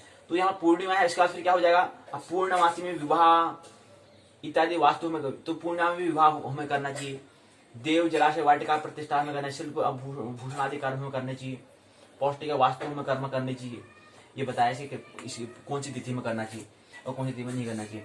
इसी प्रकार से मैंने 15 बताया, इसका सूर्यों में फिर क्या आएगा, सूर्यों में फिर आएगा प्रतिपदा, द्वितीया, तृतीया, चतुर्थी, पंचमी, षष्टमी, सप्तमी, अष्टमी, नवमी, दशमी, एकादश, द्वादश, त्रयोदश, चतुर्थी और अमावस्या। इस तरह से पूछा जाएगा, पूरा महीना पूर्ण हो जाता है। अमावस्या में ये नहीं करना चाहिए, बता रहे हैं कि स्त्री संग रमण में नहीं करना चाहिए, पूरी बात दी गई है।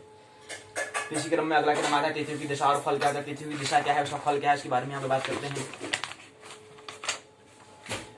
तिथियों का फल उसके बारे में बताया। फिर आता है वार विवेचन।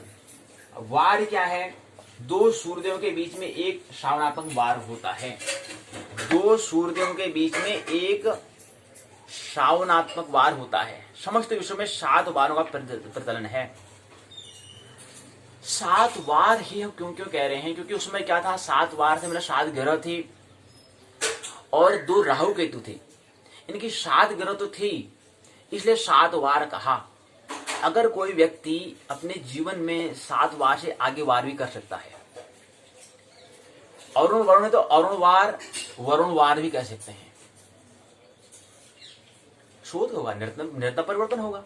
उसमें 7 ग्रह थे, 7 वार कहा हमने, ख्याल रहे 7 वार कहा, तो उसमें 7 ग्रह वहां पर हमें दिख रही थी उसमें, लेकिन जैसे ग्रह बढ़ रहे तो उस ग्रह से उसको आगे वार भी कर सकते, 7 से आगे भी वार हो सकते हैं, ये हमें ख्याल रखना चाहिए।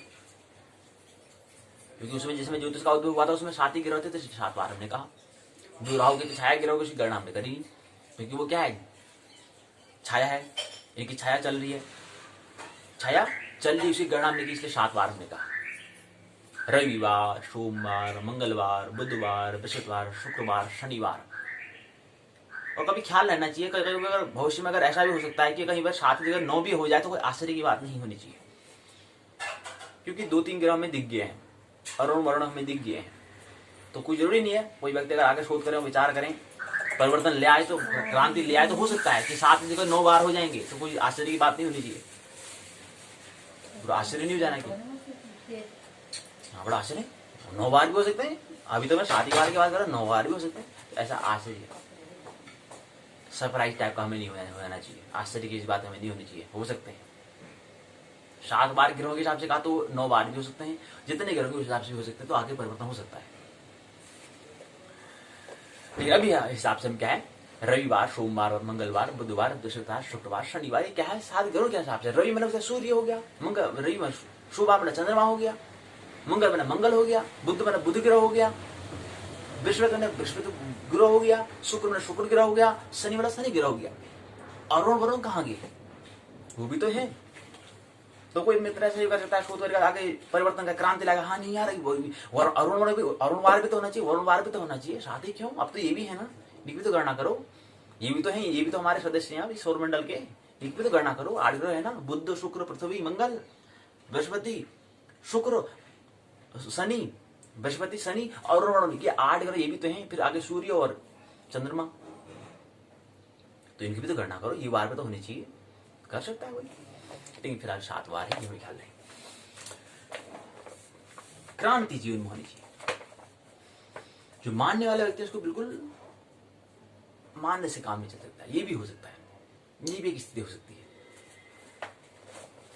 लेकिन कुल मिलाकर क्या है, वो जो वार हम कह रहे हैं वो समय की हम बात कर रहे हैं। अब समय में क्या होता है कि एक सूर्य, 2 सूर्योदय के बीच में क्या मतलब, आज सूर्योदय 7:07 में होगा, कल के जो हम बात हम कर रहे हैं तो 7:07 के बीच का जो समय उसको वार हम कहते हैं। तो ख्याल रहे, हम दिन कह रहे हैं तो दिन में क्या होगा, आधा वार आता है। जैसे हम सोमवार कह रहे हैं, आज कौन सा दिन है कहते हैं, ख्याल रहे हम कितने बात करते हैं। हम कहते हैं आज सोमवार है, सोमवार है, कौन सा दिन है कहते हैं, सोमवार कहते हैं। लेकिन वो तो आधी बात हुई। कौन सा दिन का मतलब, कहने का मतलब है कि दिन तो मतलब आधा, मतलब केवल 12 घंटे की बात कर रहे हैं। अर्थात आज का सूर्योदय कितने बजे होगा, जितने बजे अस्त हो जाएगा, 7:07 में सूर्य उदय हुआ है, अस्त 17:38 में हो जाएगा, इनके दिन हो गया, वो रात कहाँ गया।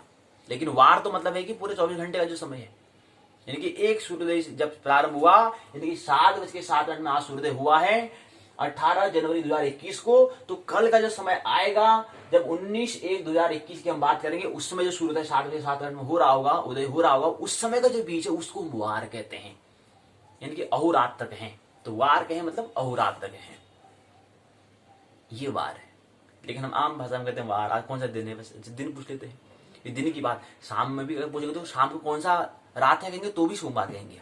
तो वार, सोमवार का मतलब क्या होता है, अगर सोमवार को अगर हम कहें, अगर कोई वार कहें तो उसको हम समझें तो वार जो होता है वो क्या होता है। अगर वार को अगर हम बराबर करें तो वार बराबर आता है दिन धन रात।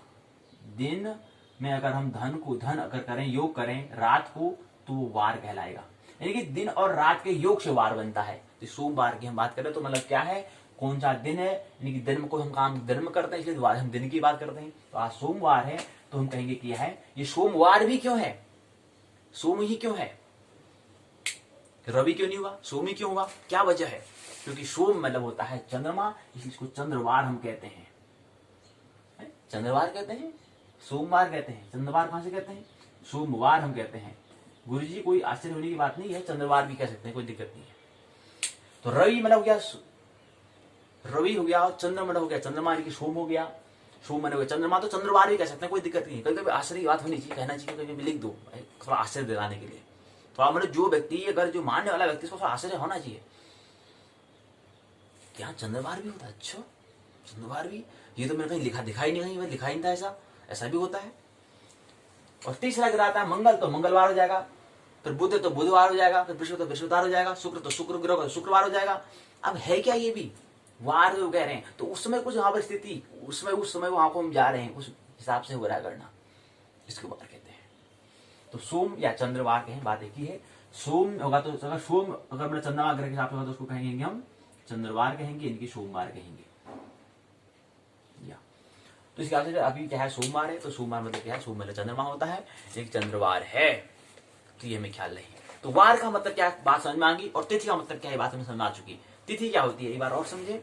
तिथि हमने, वार तो हमने कहा, क्योंकि इस इकाई में तिथि और वार को ही समझना है, बाकी फिर अगले इकाई में नक्षत्र को हम समझेंगे। इसमें हमने कहा तिथि, तिथि जो होती है वो क्या होती है, सूर्य और हमने कहा सूर्य और चंद्रमा की गति का आधार पर होता है। यानी कि 12-12 डिग्री के अंश की बात हम करते हैं, 12-12 अंश की हम बात करते हैं।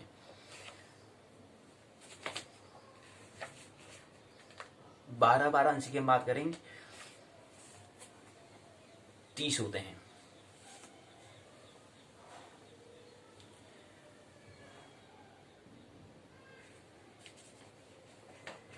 ठीक, फिर वारों के नाम यहाँ पर दिए हैं, रवि, चंद्र, मंगल, बुध, बृहस्पति, शुक्र, शनि, ये 7 वार होते हैं। वारों के स्वामी भी बताए हैं। फिर वारों के कृत्य, रविवार में अगर कौन सा काम करना चाहिए, मंगलवार में कौन सा करना चाहिए, सोमवार में कौन सा करना चाहिए, बुध में कौन सा करना चाहिए, गुरु में कौन सा करना है, शुक्र में कौन सा करना है, सब इसके बारे में। और कौन से वार में हमें क्या करना चाहिए, अब इसे बताते हैं। शुक्रवार में क्या, स्त्री प्रसंग होना चाहिए, गायन होना चाहिए, सैया होना चाहिए, वस्त्र, अलंकार, वाणिज्य, भूमि, गौ, ये काम हमें करने चाहिए अगर रविवार है तो। अब यहाँ पर आता है दूसरा, सोमवार में भी हम कर सकते हैं, मोती, चांदी, भोजन, स्त्री संसर्ग करना चाहिए, गीत, यज्ञ, कर्म, ये सब क्या है, वस्त्र कार्य सोमवार को शुभ होते हैं। तो सोमवार के दिन में ये करना चाहिए, शुक्रवार के दिन में ये करना चाहिए, गुरुवार के दिन में ये करना चाहिए, बुधवार के दिन में मंगल। तो कौन से वार में कौन सा हमें काम करना है, यानी वार मतलब सूर्योदय होने से अगले सूर्योदय होने, आज सूर्योदय से अगले सूर्योदय होने से बीच का जो समय, जो अंतराल है, उसको वार हम कह रहे हैं। ये ख्याल नहीं।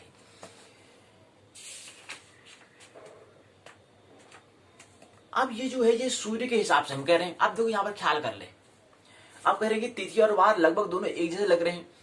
ख्याल रहे कि जो वार हो वो सूर्य के हिसाब से करेंगे, सूर्योदय कब उदय होगा, कब अस्त होगा, मतलब कब सूर्योदय आज इतने बजे हुआ तो कल कितने बजे अस्त होगा, तो उसके आधार पर वार हम कहेंगे, यानी कि वार तो ये रहेगा। अब तिथि किसके आधार पर, चंद्रमा के आधार पर। तो तिथियां जो हम कहते हैं हमेशा चंद्रमा के आधार पर होती है, यही अंतर है, फर्क है। जितना फर्क सूर्य चंद्रमा में गति में फर्क होगा, वही फर्क क्या होता है, तिथि और वार में फर्क होता है। तो इसी वजह से क्या है, कभी तिथि गल जाती है, बढ़ जाती है, इसका मतलब वही है कि चंद्रमा और सूर्य का फर्क जो है, कभी वार घटा, कभी बड़ा वार, कभी बड़ा नहीं होगा, कभी घटा नहीं होगा वार, लेकिन तिथि घटती बढ़ती है। कभी वार नहीं बढ़ता, वार कभी ना घटता है ना कभी बढ़ता है, लेकिन तिथि बढ़ जाती है। क्या वजह है, वही वजह है जैसे सूर्य और चंद्रमा का फर्क है। तो चंद्रमा के हिसाब से हम तिथि को लेते हैं, सूर्य के हिसाब से हम वार को लेते हैं। ये हमें ख्याल रहना चाहिए। आगे बढ़े, फिर यही बताने का यहाँ पर किया गया है।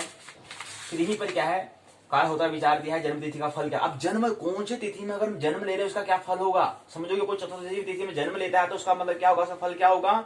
जातक मनुष्य कठोर होगा, अति शूर होगा, चतुर होगा, आकुल चित्त वाला, पराय उत्कर्ष की ईशा वाला, विरुद्ध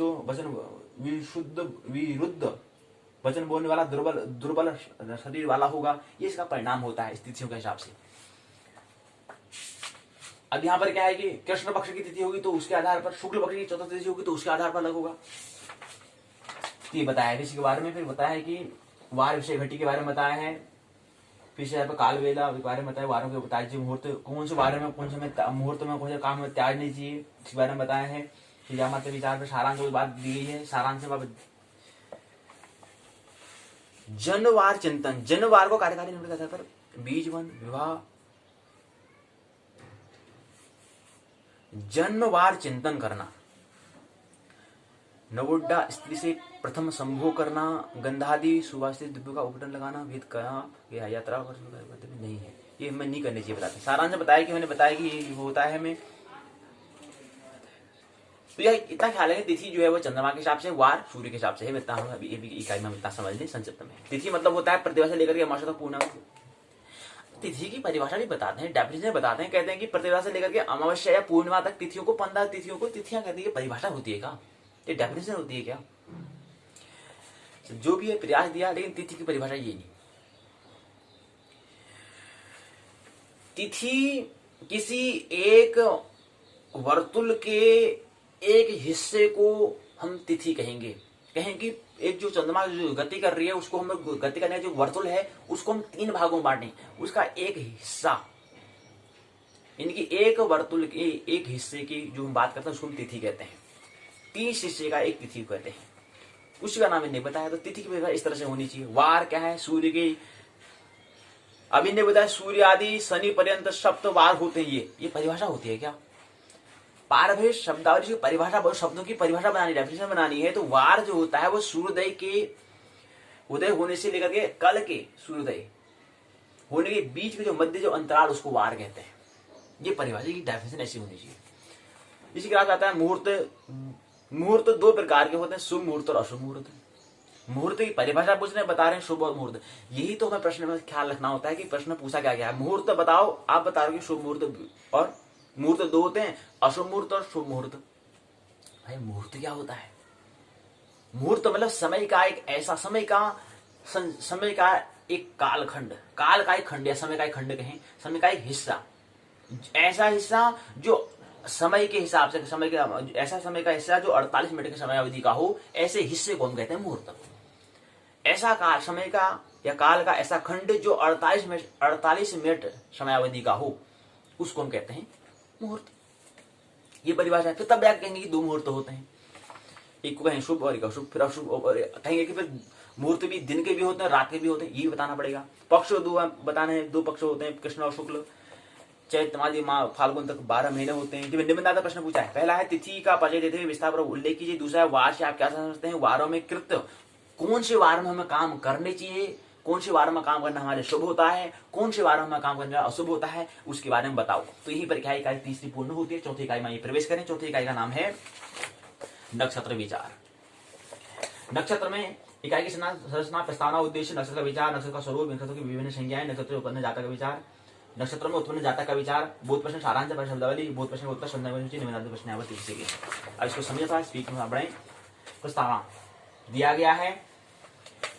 नक्षत्र किसे कहते हैं? नक्षत्र में प्रत्येक समूह, आकाश में अगण्य ताराओं जो दृष्टिगोचर होते हैं, उनके प्रत्येक समूह को हम जो है नक्षत्र कहते हैं।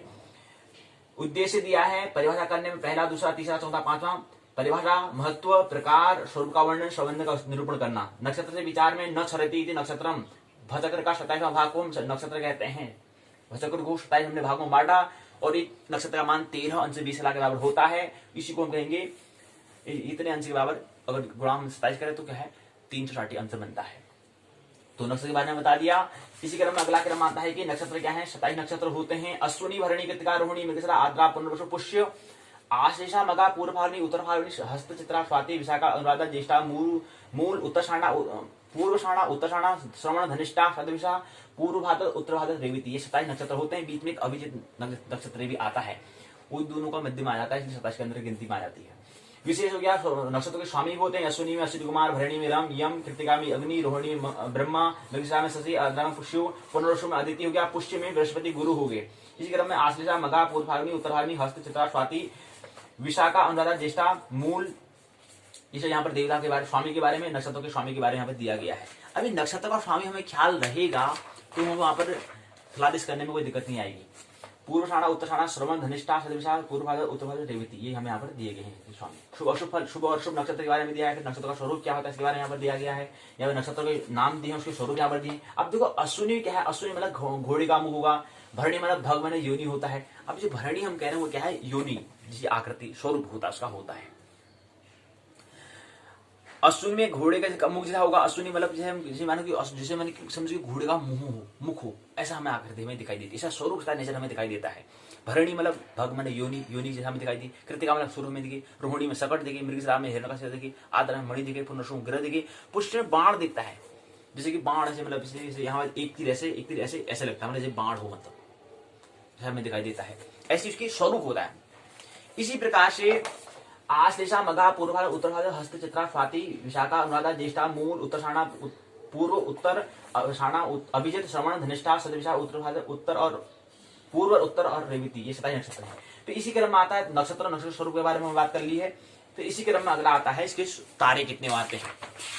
अब हमने कहा कि नक्षत्र जो है तारों का समूह होता है, अर्थात क्या है, जैसे हमने कहा पुष्य नक्षत्र में क्या है 3 तारों के समूह को हम पुष्य नक्षत्र हमने कहा। इसी क्रम से हमने बताया कि अश्विनी में 3, भरणी में 3, कृतिका में 6, रोहिणी में 5, मृगशिरा में 3, आर्द्रा में 1, पुनर्वसु में 4, पुष्य में 3, आश्लेषा में 5, मघा में 5, पूर्व में 2, उत्तर भाद्र में 2, हस्त में 5, चित्रा में 1, स्वाति में 1, विशाखा में 4, अनुराधा में 4, ज्येष्ठा में 3, मूल में 11, पूर्व और उत्तराषाढ़ा में 3, 2, अभिजित में 3, श्रवण में 3, धनिष्ठा में 4, शतभिषा में 100 तारे हैं।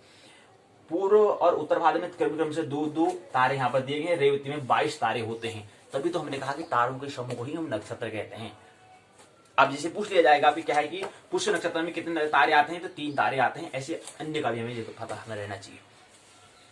और जो लेकिन जो आकृति जो बन रही है वो थोड़ा उनका स्वरूप जो है वो थोड़ा अन्य स्थिति के आधार पर हमने कह रहे हैं कि उसका स्वरूप कैसा होता है।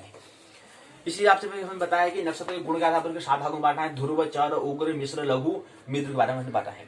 इसके क्रम में बताया कि ध्रुव नक्षत्र के उसमें कितने कर्म के बारे में बताया है। इसी क्रम से हमारा ध्रुव में, चर में, उग्र में, मिश्र में, लघु में, मित्र में, मृदु और लघु और तीक्ष्ण संज्ञक नामक जो नक्षत्र है उसके बारे में, उसके बारे में उसमें कौन से कृत्य कर्म होते उसके बारे में हमें बताया है।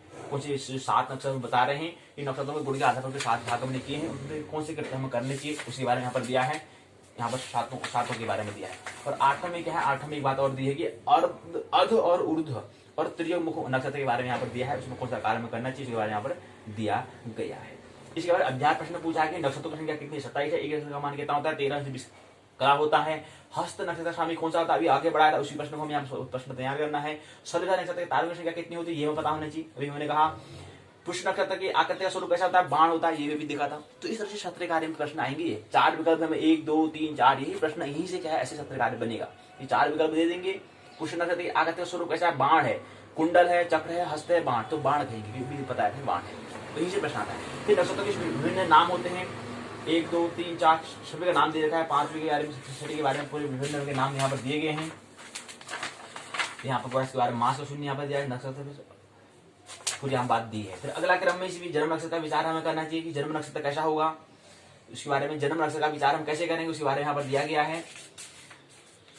फिर इसी क्रम में अगला आता है आकाश में नक्षत्र दर्शन में कैसे करनी चाहिए उसके बारे में। अगर आकाश में दर्शन करेंगे तो नक्षत्र का दर्शन कैसे होगा। राशि नक्षत्र का विभाग के बारे में दिया गया है। नक्षत्र का ज्ञान कैसे करें, अश्विनी में चू जो होता है ऐसे हमने कहा। जैसे हमने कहा कि पुष्य में क्या होता है, हु हे हो डा होता है, इनके 4 अक्षर होते हैं। हमने कहा कि एक नक्षत्र में क्या है 4 चरणाक्षर आते हैं, 1 2 3 4 सभी का अगर योग करेंगे तो 108 चरणाक्षर आएंगे, जिसको हमने 12 गुणा अगर हम करते हैं, क्योंकि एक राशि में 9 आता है तो 12 108 ऐसे हमने इसको हमने राशि कह दिया। इस हिसाब से जो रखा हमने तो उसको राशि बोला। और इसी क्रम में अगर हम नक्षत्र को बात करते हैं 27 गुणा अगर उसको हम 4 से गुणा करते हैं तो भी 108 आता है, इसको हमने बोल दिया नक्षत्र। यही नक्षत्र और राशि में अंतर है, भेद है, ख्याल ले। ये चीज हमने देखा। इसी क्रम में अगला रेवती वाले में दिया हुआ 28 नंबर दिए। इसके बाद हम आगे बताया भी नक्षत्र जातक फल का विचार, अगर कौन सा नक्षत्र में जातक का फल होता है इसके विचार के बारे में क्या है। नक्षत्र जातक फल वाले विचार दिया है कि कौन से नक्षत्र में जातक ने जन्म लिया, उसका फल क्या होता है, उसका परिणाम क्या होता है, इसके बारे में विचार करना है। फिर नक्षत्रों में उत्पन्न जातक का विचार करना, अश्विनी में कोई, भरणी में, कृतिका, रोहिणी में, आगा, पुनर्वसु, पुष्य में अगर है तो पुष्य में जातक क्या होता है, सौभाग्यशाली होता है, प्रसिद्ध, सूरवीर, कृपालु, धार्मिक, धनी, कलाविद होता है, सत्य में आचार्य होता है, हल्के शरीर वाला होता है, विलासी, माता पिता का भक्त होता है, स्वधर्म परायण होता है, विनीत, मान्य, प्रतिष्ठ और धनान्य होता है। इसी कारण अन्य जो नक्षत्र के बारे में यहाँ पर दिया गया है। इसी क्रम में अगला क्रम आता है, अगला क्रम है कि नक्षत्र जन्म नक्षत्र से जन्म ग्रह का दशा का विचार हम यहाँ पर करते हैं कि अच्छा, तो ये भी बात होती है, उसी दशा का बात हम करेंगे। अगर जैसे हमने कहा कि पुष्य नक्षत्र है और अन्य नक्षत्र जो अश्विनी और उत्तर भाद्रपद है तो उसका शनि ग्रह की यहाँ पर क्या होती है, विंशोत्तरी महादशा होती है शनि की। कितने वर्ष, 19 वर्ष तक होती है शनि की यहाँ पर वर्षकाल जो है। इस दशा के बारे में हम बता रहे हैं, महादशा के बारे में बताए। विंशोत्तरी दशा महादशा हमने ख्याल है, विंशोत्तरी और अष्टोत्तरी क्या है, महादशा कहलाती है। इसे अभी दिन आते हुए बताया है कि मूल विचार यहाँ पर दिया गया है। गणांत नक्षत्र गणांत बारे में बताया गया है। इसी क्रम में फिर है मूल नक्षत्र जन्म फल क्या होता है, मूल चरण फल क्या होता है, मूल त्रिवार का फल क्या होता है, मूल वीला का फल क्या होता है, शरीर में और जन्म नक्षत्र का प्रभाव क्या होता है। सारांश की बातें यहाँ पर दी गई हैं, उसमें परिभाषा शब्दावली दी। नक्षत्र नक्षत्र संख्या 27 है। नक्षत्र गणात्मक रेवती के अंत की 2 घड़ियों को, अश्विनी के आरंभ की 2 घड़ियों को, इसी प्रकार आश्ला के अंत की 2 घड़ी और मघा के प्रथम 2 घड़ी को हम ज्येष्ठा के अंत की 2 घड़ी और मूल के आदि की 2 घड़ी को नक्षत्र गणांत हम कहते हैं।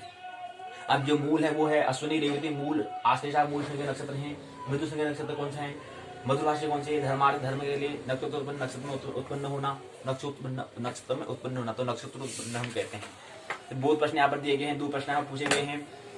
संदर्भ में सूची यहाँ पर दी गई है। निम्नात्मक प्रश्न, नक्षत्र किसे कहते हैं, पहली बात, पहला प्रभाग, दूसरा उसके स्वरूप का वर्णन करो और उसको विस्तारपूर्वक वर्णन बताओ। तो यहाँ पर उल्लेख करना है, उसको विस्तारपूर्वक बताना है। 3 भाग, तो 15 अंक ऐसे बना है।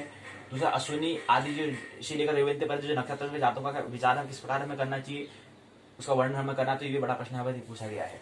इसी क्रम में क्या है, प्रश्न की पाठशाला जो है इन 2 प्रश्नों के साथ क्या है, पाठशाला का जो भाग 2 है वो पूर्ण होता है। आइए पाठशाला के भाग 1 में प्रवेश करें। उत्तराखंड मुक्त विश्वविद्यालय के स्नातक प्रथम वर्ष की हम बात कर रहे हैं। ज्योतिष विषय के ब्रह्मांड एवं काल को हम समझने का प्रयास कर रहे थे। तो हम ग्रहों के बारे में समझने का प्रयास कर रहे हैं। इसी क्रम में हमने समझा था कि सूर्य पृथ्वी ग्रह के बारे में बात करते थे, जो जहाँ पर हमारा आवास है उसको समझने का हमने प्रयास। हमने कहा कि पृथ्वी का व्यास क्या होता है 12,756, उसका क्या होता है डायमीटर जो होता है, व्यास जो होता है उसका क्या होता है वो 36 में होता है, यानी कि जिसको विश्वत हम कहें, विश्वत वृत्तीय अगर व्यास कहे तो वो ये होता है कि मतलब 36 की हम बात करते हैं। ऊर्ध्वाधर की अगर बात करेंगे तो वो क्या होगा 12,714 किलोमीटर होता है, ये हमें ख्याल रखना चाहिए। इसी वजह से क्या है पृथ्वी ये दूरी क्या है थोड़ा कम है बजाय इसकी, तो इसलिए क्या कहेंगे पृथ्वी क्या थोड़ा धसी हुई चपटी हुई है, थोड़ा धसी अंदर को दबी हुई है कहेंगे। क्यों? क्योंकि लंबाई में क्या है 44 किलोमीटर का अंतर आ रहा है, भेद आ रहा है, तो इससे ये समझ में आता है कि पृथ्वी थोड़ा दबी हुई है, चपटी है कहेंगे। तो सूर्य को हम समझने का प्रयास, इसी के अंतर्गत हमने कहा कि सूर्य, हमने कहा कि हमसे नजदीक क्या है जो सूर्य है उसके प्रकाश को आने में समय कितना लगता है 8 मिनट 22 सेकंड का समय लगता है। तो ये है पहला सूर्य हमारा सबसे नजदीक तारा ये है। लेकिन इसके बाद भी ये तारे जो हैं उसमें सबसे नजदीक हमने तारा कहा जो हमारा इसको आने में क्या है 4.22 लाइट ईयर लग जाते हैं, जहां प्रकाश को आने में 4 साल लग जाते हैं, इतना दूसरा तारा है। तीसरे तारे को आने में 9 साल लग जाते हैं, प्रकाश को आने में 9 साल लग जाते हैं। तो इतने दूर दूर जो हमें आकाश में जो हमें तारे दिखाई देते हैं इतने दूर हैं, वो इतने दूर हैं। और कहें कि इतने तारे जो हमें यहाँ दिखाई दे रहे हैं वो यहाँ वास्तव में वहां पर नहीं है, वो कहीं यहाँ पर होंगे, उनका प्रकाश यहाँ से आने में इतना समय लग रहा है। तो वो स्थिति हमें यहाँ पर प्रकाश, यहाँ पर क्या है तारा है, यहाँ पर उसकी रोशनी आने में समय लग रहा है, लेकिन तारा तो निरंतर गति कर रहा है, तो हो सकता है वो यहाँ पर हो लेकिन उसका प्रकाश यहीं से दे रहा हो। यहाँ प्रकाश को आने में 9 साल लग रहे हैं, तो 9 साल की उतनी पुरानी स्थिति को हम देख रहे हैं। जो सबसे हमारा नजदीक तारा का उसको आने में 4 साल लग जाते हैं, प्रकाश को आने में 4 साल, प्रकाश को, हाँ हमको आने में कितना साल है पता नहीं, लेकिन प्रकाश को आने में 4 साल। और ये प्रकाश क्या 1 सेकंड में 3 लाख किलोमीटर चलता है, 1 वर्ष में करीब 9 इतनी किलोमीटर तय 9.46 10 गुना 12 किलोमीटर की दूरी तय कर लेता है। इतने इसको आने में समय लगता है, 1 साल में इतना दूरी तय कर लेता है, तब भी इसको 4 साल लग जाएंगे, 4 साल 4.22 लाइट ईयर लग जाते हैं। इतनी प्रकाश इतनी स्पीड होने के बाद भी, इतनी तेज चाल होने के बाद भी इतना समय लग जाता है। इतना तारा जो हमें बता रहे हैं 4 लाइट ईयर बता रहे हैं। और दूसरा जो तारा है वो, पहला तो हमारा तारा के आने में 8 मिनट लगते हैं प्रकाश को आने में, तो ऐसे ही दूसरा जो तारा है उसको आने में कितना समय लगता है, प्रकाश को आने में साल लग जाते हैं, 4 साल लग जाते हैं। यहाँ पर 8 मिनट कर रहे हैं, फिर यही मिनट क्या आता है, फिर घंटा होता है, फिर घंटे से मिलकर 24 घंटा 1 दिन होता है, फिर दिन के मिलाकर 1 साल होता है, 365 दिन 5 घंटे 45 मिनट 46 सेकंड, इतना साल हो जाता है। इसी को अगर हम गुणा किससे करते हैं 4 से करते हैं, तो इतने दिन में आने में तो इतने दिन हो लग जाते हैं, उतना दूर जो तारा है। लेकिन तारे तो कितने हमें दिखाई देते हैं। तो दूसरा, इसके बाद जो तीसरा जो है, मतलब पहला तो सूर्य हो गया, दूसरा जो तारा वो कौन सा है, हमने कहा उसको 4 साल लगता आने में, प्रकाश को उसकी प्रकाश को आने में। और तीसरा तारा कौन सा है, उसको वो 9 साल लग जाते हैं, जितने दूरी पर उसको वहां से प्रकाश को आने में 9 साल लग जाते हैं, प्रकाश को आने में, रोशनी को आने में। हमको जाने में कितना समय लगेगा तो हमारी अलग ही बात है, हमारा अलग है। लेकिन भौतिक तल पर बात करें तो सबसे स्पीड, सबसे तेज गति से चलने वाला जो तारा, सबसे तेज चलने वाला जो वस्तु है प्रकाश, वो कितनी जल्दी 3.10 किलोमीटर, ये 3 लाख किलोमीटर। तो ये हम समझा हमने। इसी क्रम में हमने आप चंद्रमा को साथ समझने का हम प्रयास कर रहे हैं कि चंद्रमा क्या है, चंद्रमा क्या है, उपग्रह है। चंद्रमा ग्रह भी है, चंद्रमा उपग्रह भी है। कैसे? क्योंकि चंद्रमा जो है पृथ्वी से मिलकर बना हुआ है, इसलिए इसको उपग्रह हम कह रहे हैं। और ग्रह है क्यों कह रहे हैं, ऋषि मनुष्य ने कहा कि ये 9 ग्रहों में आता है। क्यों कहा? क्योंकि ग्रह की परिभाषा क्या होती है, ग्रह की डेफिनेशन क्या होती है, जो चलायमान हो, जो घुमक्कड़ हो, जो घूम रहा हो, जो निरंतर परिवर्तन गति कर रहा हो, उसको हम कहते हैं ग्रह। सूर्य भी गति कर रहा है, सूर्य को भी हमने ग्रह कहा, तो सूर्य तारा भी है, ग्रह भी है, तो कुछ में द्वंद्व में पढ़ने की आवश्यकता नहीं है, इसलिए 9 ग्रह हमने कहा। उस समय अरुण वरुण का हमें दिखाई नहीं रहे थे, इसको ऐसा साधन था नहीं कि वो हमें दिखाई नहीं दे रहे थे, इसलिए हमने साथ ही 9 ही ग्रह कहा। 2 राहु केतु होते हैं, और राहु केतु भी हमने ग्रह क्यों कह रहे हैं, क्योंकि वो भी क्या है, छाया है, लेकिन छाया भी तो चलती है, और जो चले वो ग्रह, जो चलायमान है वो ग्रह। अब किसकी वजह से चल रही है, वो पृथ्वी, चंद्रमा और चंद्रमा और सूर्य के जो पथ है, वो जो गति कर रहे हैं, उनका पाथ जो चल रहा है, उसके हिसाब से जो यहाँ पे काट रहे हैं, उसको हम कह रहे हैं। तो वो भी ग्रह है, भले छाया ग्रह हो, लेकिन पीछे तो ग्रह लगाना पड़ेगा जी। अब चंद्रमा भी है, उपग्रह है तो सही, पीछे है तो ग्रह, पीछे ग्रह लगाना पड़ेगा। तो इस हिसाब से मैंने कहा कि चंद्रमा भी क्या है, उपग्रह भी है, ग्रह भी है। ग्रह का मतलब था जो चलायमान हो, चले। तो चंद्रमा की हम बात कर रहे थे, तो चंद्रमा क्या है, उपग्रह की अर्थात जो पृथ्वी से मिलकर बना हुआ है जो चंद्रमा है, उसकी हम बात कर रहे हैं। जो हमें रात को दृष्टिगोचर होता है, दिखाई देता है, उसकी हम बात कर रहे हैं। सूर्य की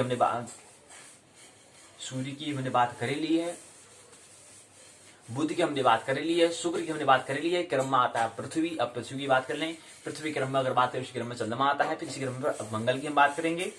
इसी क्रम में फिर अगर हम बृहस्पति की, शनि की, फिर अरुण की, फिर वरुण की हम बात करेंगे, जो हमारा सौरमंडल। तो अभी हम सौरमंडल की समझने का हम प्रयास कर रहे हैं। तो चंद्रमा क्या है? चंद्रमा की सतह और उसकी आंतरिक स्थिति का अध्ययन करने वाला जो वैज्ञानिक जो है, सेलेनोलॉजी कहलाता है। चंद्रमा की सतह और उसकी आंतरिक स्थिति का अध्ययन करने वाला जो विज्ञान जो है, ऐसा विज्ञान, ऐसा साइंस को हम क्या कहते हैं? सेलेनोलॉजी हम कहते हैं। सब लॉजी होता है, जो बायोलॉजी हो गया। लॉजी का मतलब होता है लॉजिक, जो तथ्यगत हो, जो प्रमाणिक हो। बायोलॉजी, साइकोलॉजी, तो साइको मतलब जो मनस, लॉजी मतलब लॉजिकल, जो क्या तथ्यगत हो, उसके लॉजिक में जो लॉजिकल हो, जो लॉजिक जिसमें हो, तथ्य जिसमें हो, प्रमाण जिसमें हो, जो तथ्यगत हो, जिसमें यथार्थता हो, उसको हम लॉजिक कहते हैं। उसको कहते हैं लॉजिक। जो फिर हम यहाँ पर कह रहे हैं कि जहां पर चंद्रमा की सतह और उसकी आंतरिक स्थिति का अध्ययन करेंगे तो ऐसा होगा विज्ञान। तो ऐसे विज्ञान को हम सेलिनोलॉजी कहेंगे, सेलिनोलॉजी कहेंगे। चंद्रमा पर धूल के मैदान को हम शांति सागर का हम कहते हैं। चंद्रमा का पिछला भाग जो अंधकारमय होता है, चंद्रमा की दक्षिण पूर्व स्थित जो है लीबनिट्स पर्वत जो है वो 56,000 फीट है, अर्थात 10,668 मीटर है। चंद्रमा का उच्चतम पर्वत ही है चंद्रमा में, जैसे जहां पृथ्वी में ऐसी चंद्रमा में भी है। चंद्रमा को जीवाश्म ग्रह भी हम कहते हैं। चंद्रमा पृथ्वी की एक परिक्रमा करने में 27 दिन 8 घंटे का समय लेता है, इसलिए हम 28 दिन का कहते हैं रिचार्ज कराते हैं। कभी गौर किया कि हम क्यों करते हैं 28 दिन का रिचार्ज? तो इस हिसाब से 13 महीने भी होते हैं, तो वो चंद्रमा के हिसाब से रिचार्ज होता है फोन में। सूर्य के हिसाब से नहीं, पृथ्वी के हिसाब से नहीं, नक्षत्र के हिसाब से नहीं, वो चंद्रमा के हिसाब से करते हैं। भाई नहीं रिचार्ज होगा, भाई रिचार्ज 56 दिन का रिचार्ज कराएंगे आप। तो ये चीज है। तो चंद्रमा पृथ्वी की एक परिक्रमा करने में कितना समय लेता है? 27 दिन का मतलब 27 अहोरात्र का। दिन का मतलब अहोरात्र की बात हो रही है। तो 27 अहोरात्र 8 घंटे में पूरा करता है। इतने ही समय में अपने अक्ष पर भी क्या है, घूर्णन करता है, क्योंकि चंद्रमा एक ही गति कर रहा है, परिक्रमण कर रहा है, परिक्रमा कर रहा है। किसकी? वसुधा की, भूमि की, पृथ्वी की। एक ही गति करता है, ये हमें ख्याल नहीं। अपने अक्ष पर अपनी कील पर गति नहीं कर रहा है। चंद्रमा का सदैव एक ही भाग हमें दिखाई देता है। पृथ्वी से चंद्रमा का 57 भाग हम देख सकते हैं। ख्याल रहे, चंद्रमा जिस दिन पूर्णिमा होती है उस दिन भी उसका आधा ही भाग देख पाते हैं। कितना? 57% भाग हम देखते हैं पूर्णिमा के दिन भी। शेष भाग जो हम कह रहे हैं वो भी हम नहीं देख पाते हैं। 43% जो भाग है वो हमेशा ढका ही रह जाता है। तो यही हमें ख्याल रहे। कल थोड़ा चंद्रमा के बारे में और बात कर लेंगे। फिर आने वाले जो हमारे इसमें ग्रह हैं, चंद्रमा के बाद आगे मंगल आएगा, बृहस्पति, शुक्र, अरुण आएगा, उन ग्रहों को समझेंगे। इसके बाद फिर सौरमंडल को विराम देंगे। सौरमंडल की आगे अन्य प्रकरण को समझेंगे। मानना नहीं जानना, आनंद मोक्षपूर्वक जीवन जीना है। मेरी बातों को इतने प्रेम पूर्वक शांति से सुना, बहुत बहुत अनुग्रहित हूँ। अंत में सबके भीतर बैठे परमात्मा को प्रणाम करता हूँ। मेरा प्रणाम स्वीकार करें।